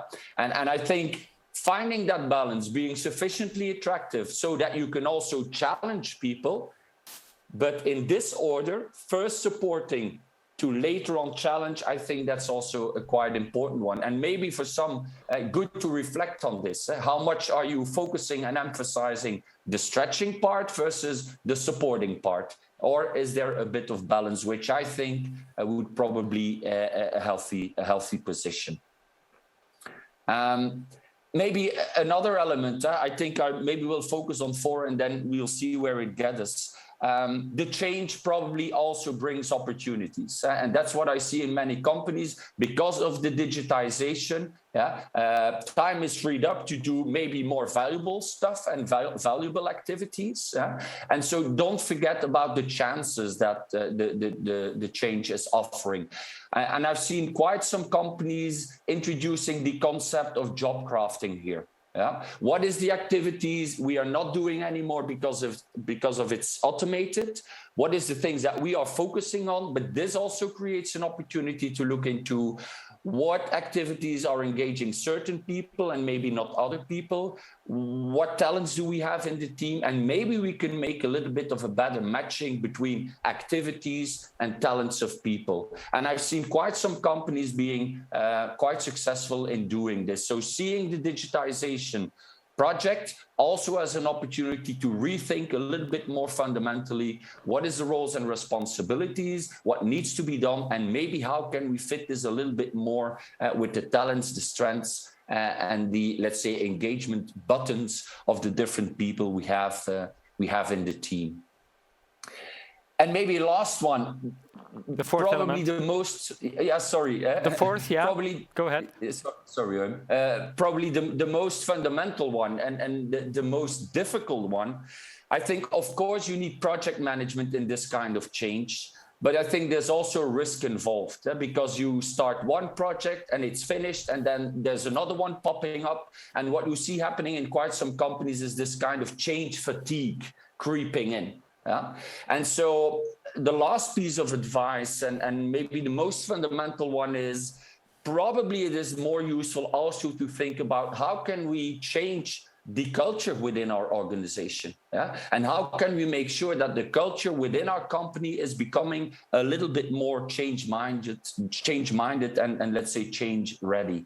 And indeed, the slide is already there. I think many have been labeling this kind of transformation or have linked it at least to the concept of a growth mindset. Okay, and can you share a little bit more maybe still about this growth mindset that you're talking about? Yes, what is this concept sure. exactly? Sure. It started off from an individual perspective. Yeah? And the basic focus is on the belief people have, yeah? Whether their skills, talents, and even intelligence can be further developed. Can be further developed by, let's say, a lot of blood, sweat, and tears and effort, versus a fixed mindset where you say, okay, this is what I have, and let's apply it as good as possible. Yeah? So that's the basic idea, the belief, the fundamental belief people have, whether their skills and talents can be further improved if they put effort into it. Okay. Yeah, now you say that this growth mindset is rooted in individuals. What about the environment? Is there evidence that workplaces, for instance, can stimulate people to develop a growth mindset, or what should workplaces look like in your mind? Mm-hmm. Well, indeed, that's the good news. Otherwise, it wouldn't be very useful. But the good news is indeed that you can create environments that are actually stimulating people to move more into this growth mindset. And by the way, a growth mindset, the big difference is that people, if they get confronted with challenges, they actually see it as an opportunity to further grow. And I think many of the elements, Nina, I think she talked about, we need people that are more open to change. And I think it very clearly links with this idea of the growth mindset. So it's about being persistent. If things are going a little bit less good, it's going for it, it's putting effort into it. And what we indeed see is that you can have a huge impact as an organization in terms of the growth orientation of your culture. And there's a few elements. Some already touched on the idea of trust. Yeah, very important. I think it's always the fundament of any high-performing team. If people do not trust each other, they are not willing to show their vulnerability. They are not willing to share the mistakes they made. And by the way, there has been lots of research, but now it's clear we can confirm people do make mistakes. So the question is, do we create an environment where we can learn from those so that we can improve, or do we create an environment where people feel a little bit threatened to open up about those? So that's a very important one. Maybe another element I learned today about an important concept in accounting, which is called proactive advice. Right. Well, my question would be, how much are we using this proactive advice also towards our own people? Yeah. How many of us are still doing these appraisal conversations, which is actually the supervisor and the employee sitting together looking back to what they've been doing before, and then using the magic, translating all the efforts into a single number, typically on a 5-point scale? Or would we also go more into proactive advice, where managers, supervisors, and team members are more frequently sitting together, checking in how things are going, but also giving advice in terms of how to do it better in the future? And I think this is also a more fundamental change that we've seen happening in quite some industries and companies, rethinking more fundamentally their appraisal systems, their rating systems, and their more broadly their performance management system. And then maybe the very last element I would like to add here is, of course, this kind of environment where you want the growth mindset also has implications towards the supervisors, the managers, the team leaders we have in our companies. We actually need a more kind of coaching attitude also from their side, which is again linked to development focus and the growth focus. Okay, thank you for that, Koen. Last question maybe. You touched upon a lot of ideas here. What if a company asks you, where do I start? Very good question, Wim. what I often see is that we tend to go into the HR architecture. Let's rethink our hiring system or performance appraisal system and so on, or rewarding system. What we've seen in research we've been doing is that if HR needs to compensate for bad leadership, it doesn't work. If HR needs to be a compensation for bad people managers, it doesn't work. So that would be my recommendation. Make sure that you have the right people on the right spots. Some can be great technical experts, no problem at all. But don't make them people managers if they're not fit for it. And support them, coach them so that they can do a good job. I think that's for me the key to get started. Koen de Witting, thank you very much. Some fascinating insights there you can all benefit from in your own firms, I'm sure. Thank you very much, Professor. And let's take a quick look at how our illustrator summarized all sessions about the new way of working. I can see communication and collaboration, the power to make better decisions. And in the left, there's superhuman. And she's a woman. That's very clear also. Thank you very much to our illustrator. Now it's time for another short break. We'll be back in 5 minutes, but before we go, here's another competition question for all of you. In Natalie's session, she explained the 3 main threats to future success identified in Silverfin's research. So what was the #1 concern this year? Acquiring new skills, access to new talent, having the right technology, or none of the above? See you soon, and thank you for now.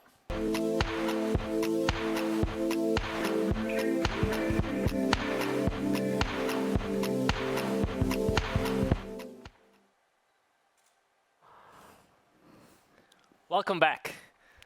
Now it's time to learn more about Silverfin's innovation agenda and the technologies we feel will drive change in connected accounting. To discuss this, I'm joined with Anne Maas, our Benelux product manager, and Ken Bastiaansen, who is responsible for our AI product development from our recent acquisition that we already mentioned of Boltzmann's Ludwig Assistant. But first, let's start with a quick question towards you all. In which business areas do you need help from technology in the coming 12 months?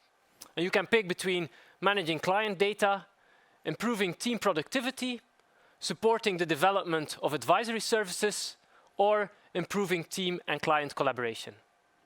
We'll get back to the results and discuss them with Ken and Anne in a bit. All right, welcome Ken and Anne. Hello.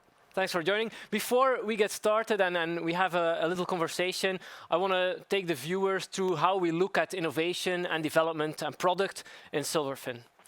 Basically, if I have a slide with 5 pillars, that should pop up immediately. I need it, yeah.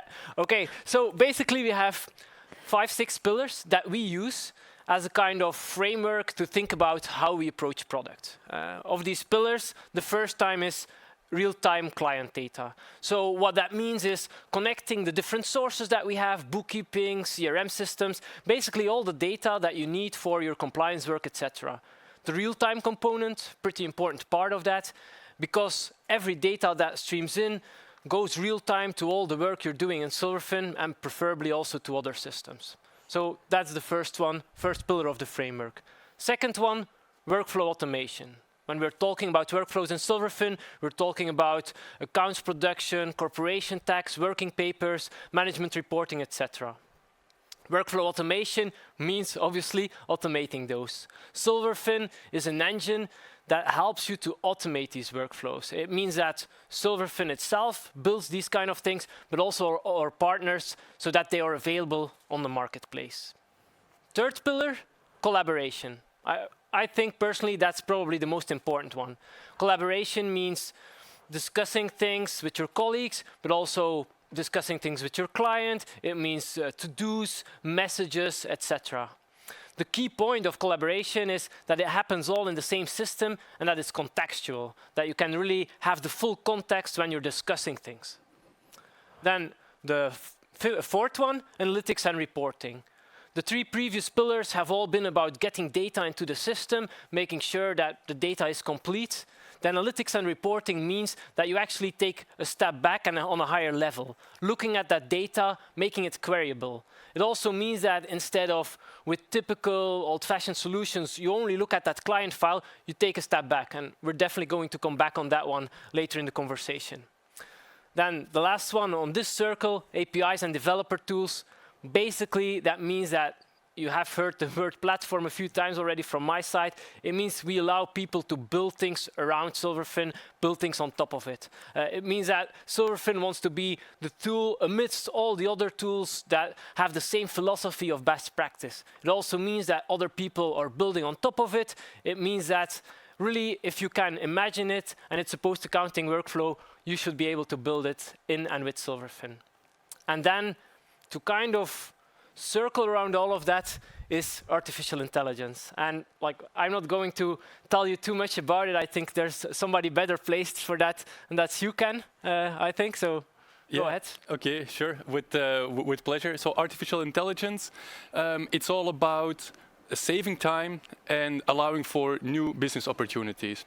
So let's take a look at a few of those steps that you mentioned earlier here. The first one, real-time client data. Once that data is synced in real time and it's available there, then at that point, the client data from the bookkeeping system can be mapped, which used to be a manual process that could take sometimes hours or more. And that now, with artificial intelligence, can be done in just a few minutes. So, and that is already the basis of allowing a lot more automation in those workflows that you were mentioning, working paper, etc. Once it is already mapped in there, all of the others get more and more automated in the process.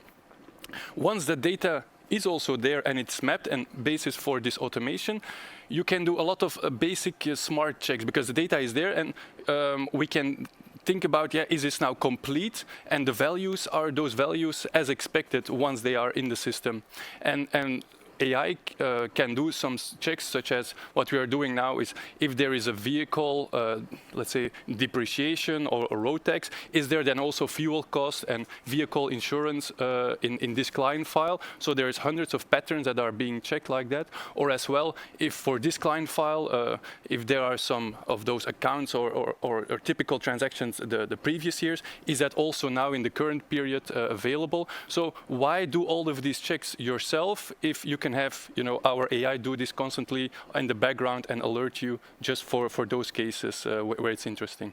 Yeah, maybe important to note, like we're talking about what AI can do, but like we literally already do that, right? This is something we are already do indeed, and it's something that you might say it's a sort of a standardization layer that we are creating here. That once the data is there, is it complete? Is it there? But you can go a lot further. So what we are also doing now is in those workflow automations where you have that data not just captured, but it's also already filled in reconciliations. It's filled in your working base, also in the transactions. We can go a lot deeper. We can look at, is this balances as expected? Are these transactions all there? Are they as expected? Is accruals and deferrals there? A lot of fiscal checks we can do. And we do hundreds of checks already like that currently in the system. And even further, what you can do, and that's then going further in the analytics and reporting part, if you take a step back, as you were saying also earlier, also on these AI checks that are happening on top of the client files, how are they being done? First of all, standardization checks on my client file, which ones do I still have to take some actions, but also for opportunities for advisory services. If you have all those checks in the working papers, which of those clients can I discuss to? Where can I, on let's say a higher level view over all your client files, where can I give them further advisory services? And I think to make that a bit more tangible, I think we had recently a very good example of that in the Belgium ecosystem. Yeah, indeed, that's correct. We received a question recently from a client basically asking to easily search in Silverfin for a couple of companies that meet certain conditions. Well, we were talking about the globalization mechanism that was a subsidy from the Belgian government for COVID. And basically what the client needed was to check if which companies has a 60% turnover loss now during the pandemic compared to before the pandemic, and that compare together with the condition that they also have a loss of the book year. Checking that for your entire client portfolio is a very difficult and time-consuming process that an accountant needs to go through. Well, in Silverfin, because that data is already in there, it's very easy to search upon that, like via Insights, just one query, one click away, and you have that information for the entire company. So, nice this example. is something that I think in the past people would mail everybody and say, can you check for your clients? And this is literally at the push of a button. Indeed, indeed. It was like that in my days in the accountancy practice. In the meantime, we actually do have some of the results of the question that I asked earlier. And I'm already warning Ken and Benjamin, Anne, sorry. Benjamin is the other guy from the AI team. Ken and Anne to kind of give their opinion on them. So the question was, which of, where did you want technology to help in the coming 12 months? And the main answer, supporting development of advisory services. Anne, is that something you would have expected? Yes, it's, to be honest, completely what I expected. It's also a good thing because there's also something important that we are focusing upon as Silverfin. But indeed, the advisory services, it's logic that this is the outcome. Clients, as per today, are more demanding. They really want to be guided and so on. So not a surprise for me, to be honest. It's kind of a recurring theme, I also think, during the conversation. You something to add, Ken? Yeah, I didn't know what to expect, so maybe you were expecting this, Anne. I didn't know, but I'm very happy to see this because I think indeed there is a bit of a lack, in the industry of, okay, there's a push, and there was a lot of conversation about that earlier, towards the more client advisory, but who is going to do that and which tools are the accountants going to use to help their clients with that, and I think we really have a unique, let's say, platform again, that word here, to help and support these advisory services. So I'm very happy to see this, and also I think the second point, but I'm coming ahead because there's going to be talk about that later by Anne as well, the collaboration. Maybe to add on the advisory services bit. One thing, and when we were saying we're taking a step higher and looking at all the clients and doing batch processing almost, people wouldn't really realize that you could also do that with advisory services. Definitely AI allows that, right? Exactly, because it used to be, I think, too complex to ask, let's say, a query to go into the details, compare, is this more or less than I would expect, or to have a bit of a gut feeling about kind of. But this is exactly what machine learning, artificial intelligence is doing, is looking at these patterns, seeing where it comes up, and learning not only from the data, but also how people are using it. So, and I think I will speak a bit later about some of the practice. So I'm going to leave you there, Tim. Yeah, perfect. Okay, leave them in suspense. Maybe going from that on, we've done quite a lot of things, I think, in the last year. Maybe can you give your take on what was happened? What are your favorite bits of what we've done? Well, yeah, for sure. But it is a difficult one because we have done so many things. We evolved as a platform so much during the 2021 that it's very hard to pick the best things out of it. I think within Silverfin, our focus will be always on keeping our product, maturing our product. Improving, especially from a user perspective, because the details and the calculations can be right, but how it's used and so on is also really important. So we're currently continuously improving what we offer, and that is also important across all our key markets. It's Benelux, but it's also the UK and so on. So very important. But what pleased me most during 2021 was the focus that we put on collaboration, and we already said indeed some things about it, but the collaboration and the focus that we laid upon that was really nice. Collaboration and communication, I worked in accountancy practice myself.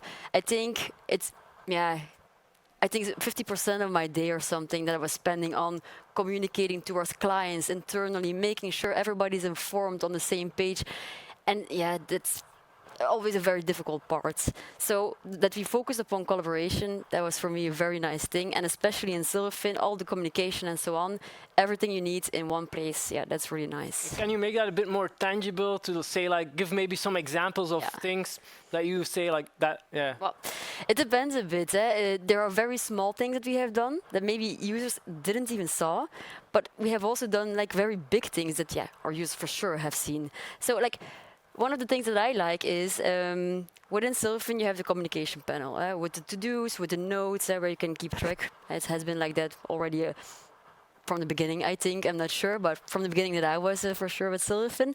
And here in that panel you have the possibility to add a note or a to-do. The message pop-up appears.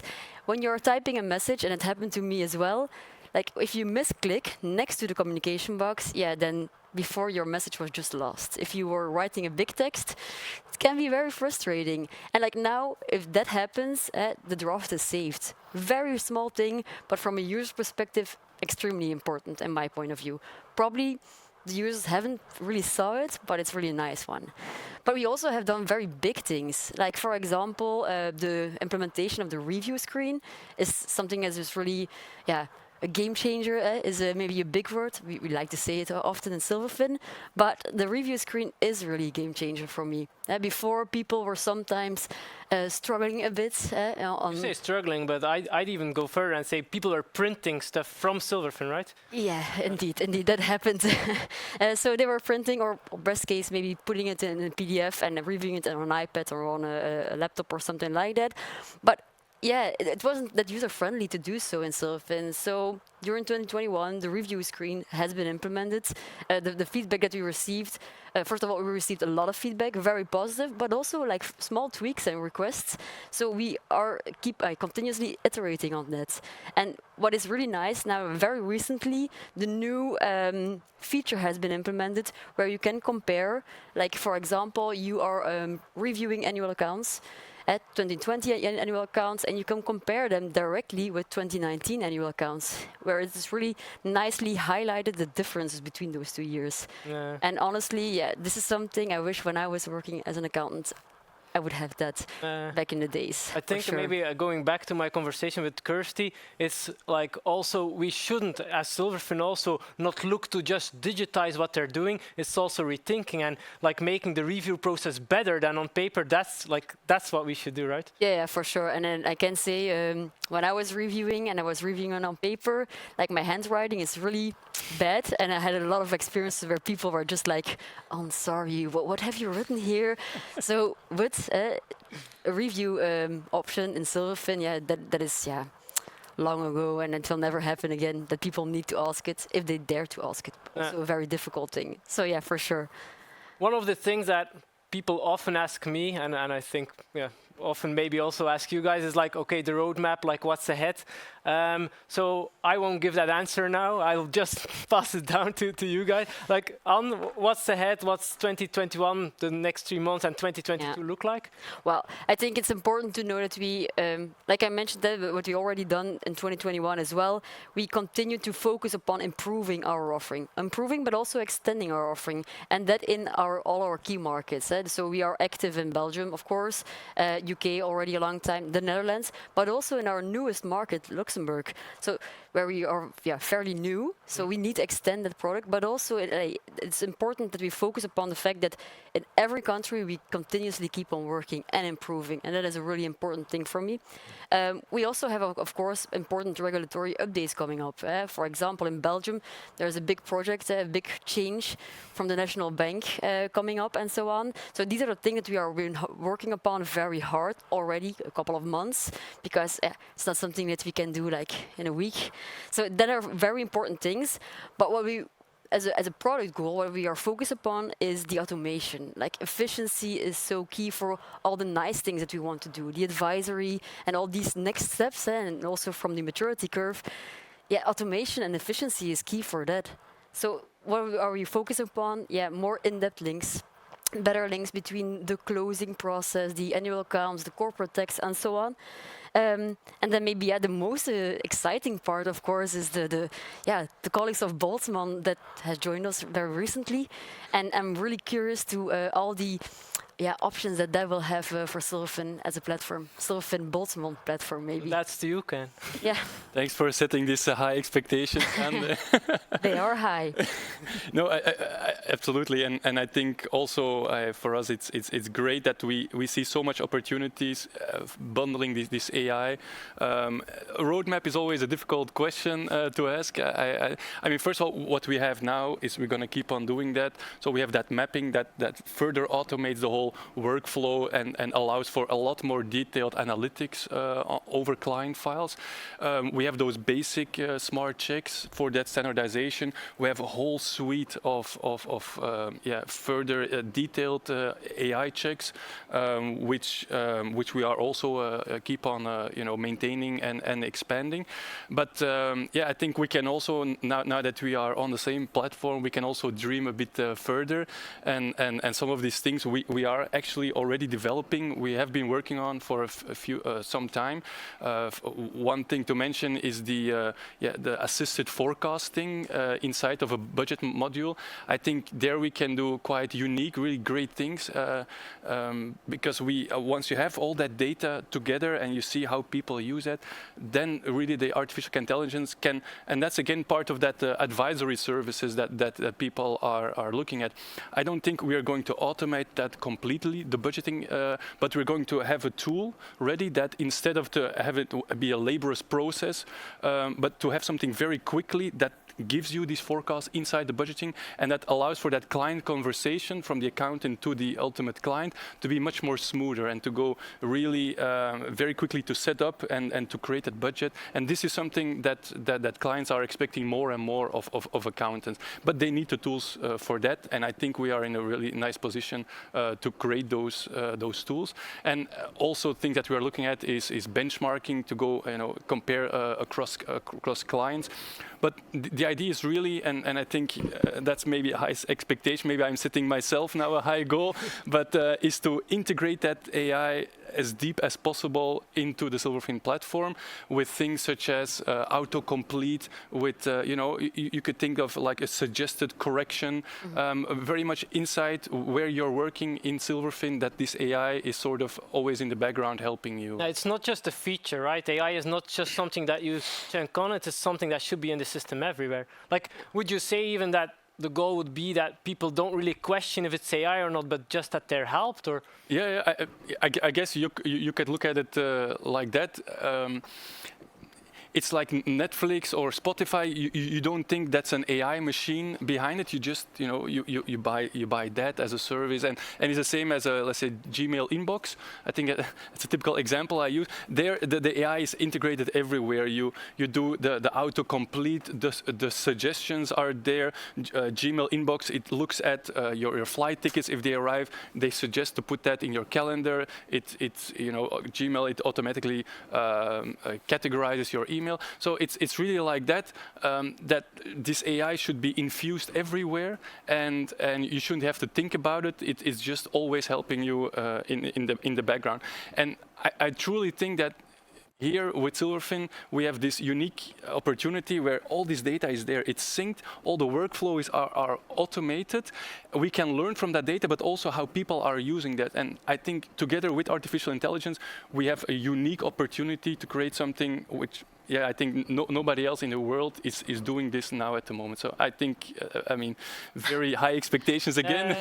But it's a bold statement, but obviously I wholeheartedly agree with that. I think also something worth to mention is that even if people don't currently use AI or they use insights, like they're still almost from the beginning of when they use Silverfin, they're building up that data set that can actually be used for them later on, right? Absolutely, absolutely, and also what we now have, for example, with the mapping and those smart checks, you don't have to be using Silverfin for a few years for that AI to be there. It's the same with Gmail. If you open an account, that AI is there. If you start with Spotify, that AI is there. And it's the same with Silverfin now. If you start with Silverfin, the mapping is there. Those smart checks are there. And what we're building up with those budgeting, with those benchmarking, with all of those infusion of that AI, it's all going to be there from day one. Yeah, and that's really nice. If I can add something to that, I think that is indeed our product goal, like the integrated platform with AI everywhere. And AI is a very fluffy term. I'm not a technical person, but it's a very fluffy term. And how I see it and how I look at it, for example, how the integration with Boltzmann can be deeper into the platform is like, see it as you're a young and unexperienced accountant just starting off your business, and for me it was like that. It was very difficult to understand what I was actually doing, like in the closing process and all these things. And I look at it as an opportunity for with the AI, that there's somebody just like guiding those young people, like guiding them into the process, flagging things that are not correct or could be not correct or should be incomplete or something. And that is really what I think is the AI will do in Silverfin, like just guiding those people, making sure that the quality is better, and also so that they can easier go to the next step and really start to advise our clients. Yeah. I hope that the people at home and in the office feel the excitement in the room and in the studio. I definitely feel it. So thank you, Ken. Thank you, Anne. 2021 has been a pretty big year.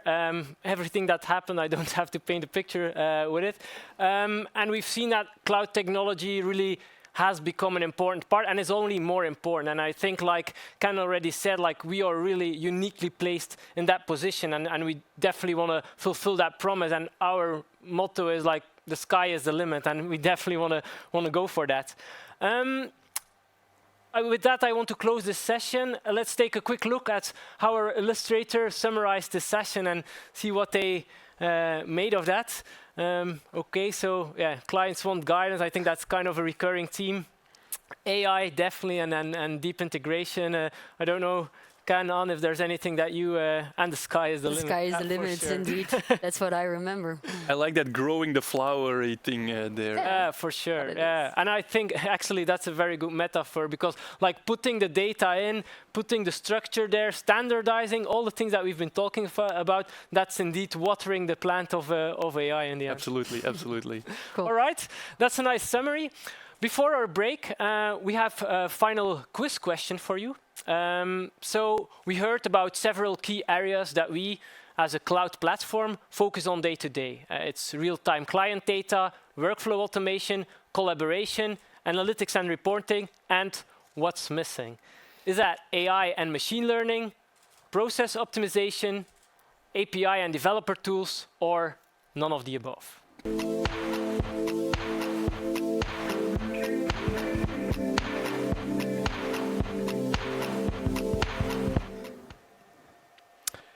Welcome back, everyone, for our final thoughts and Q&A. I'm joined now by Silverfin's founders, Tim and Joris. It's hard to believe, but we are already near the end of another Fast Forward. We've heard from Silverfin customers about their experiences. We had insights from the Silverfin team themselves on key trends driving change and the company's own innovation agenda. Let's jump into the questions from our viewers now.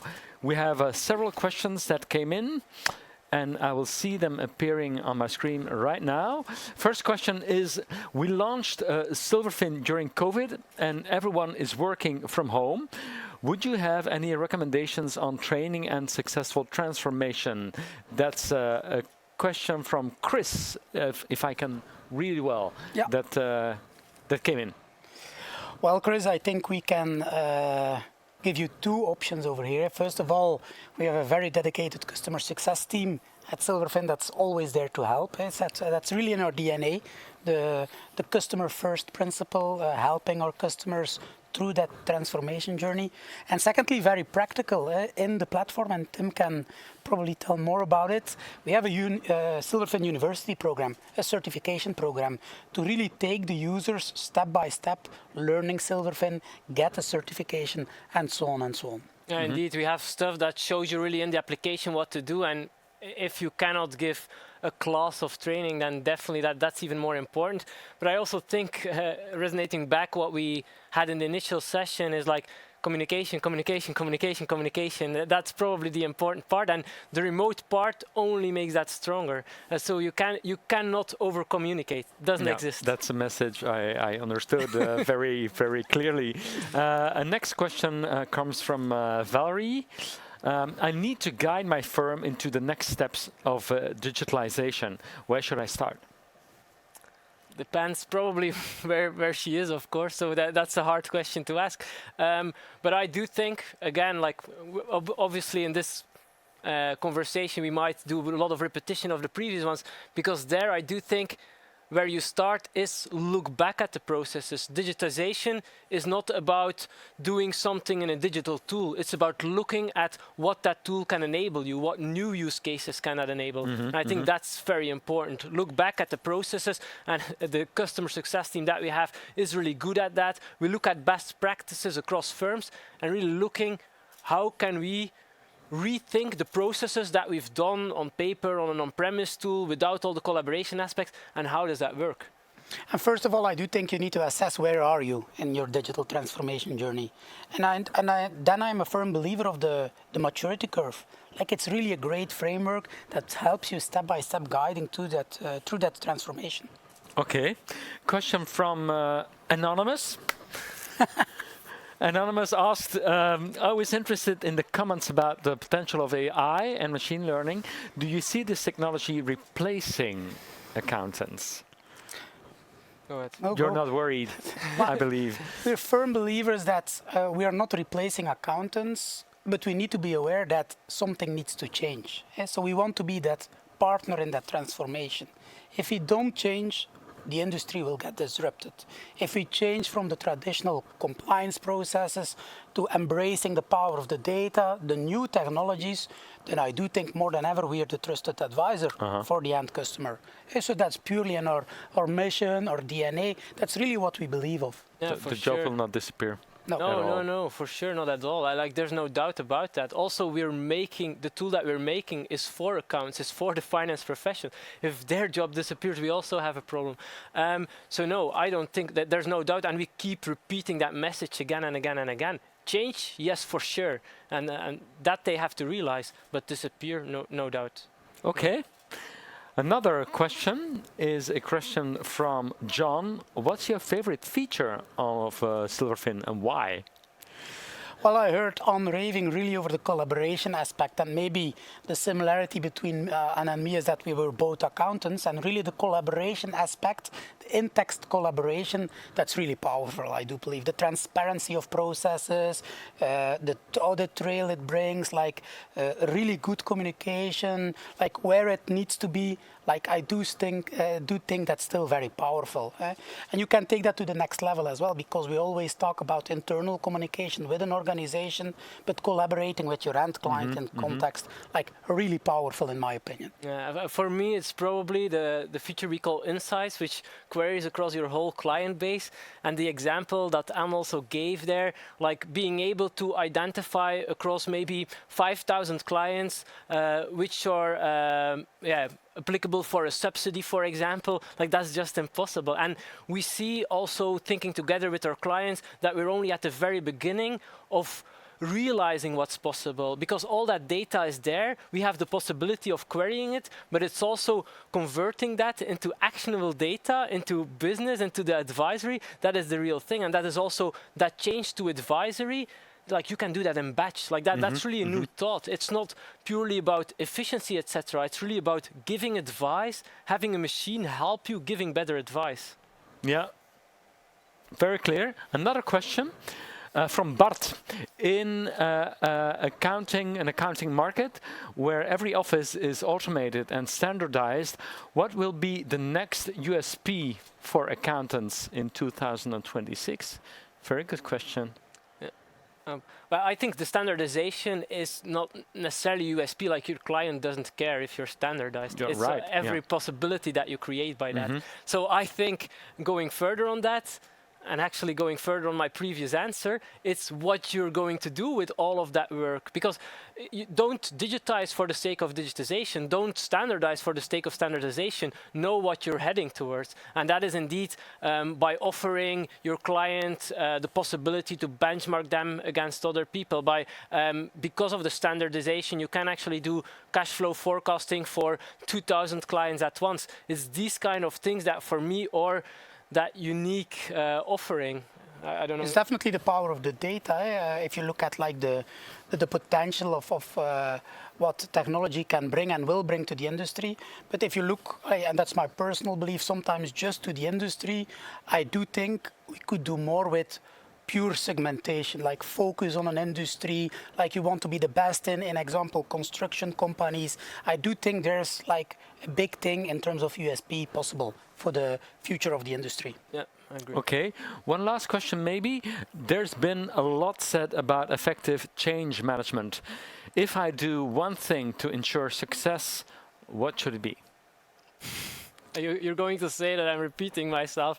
And that's good, because that's what communication is about, right? Yeah. So I say communication, communication, communication, Okay. for sure.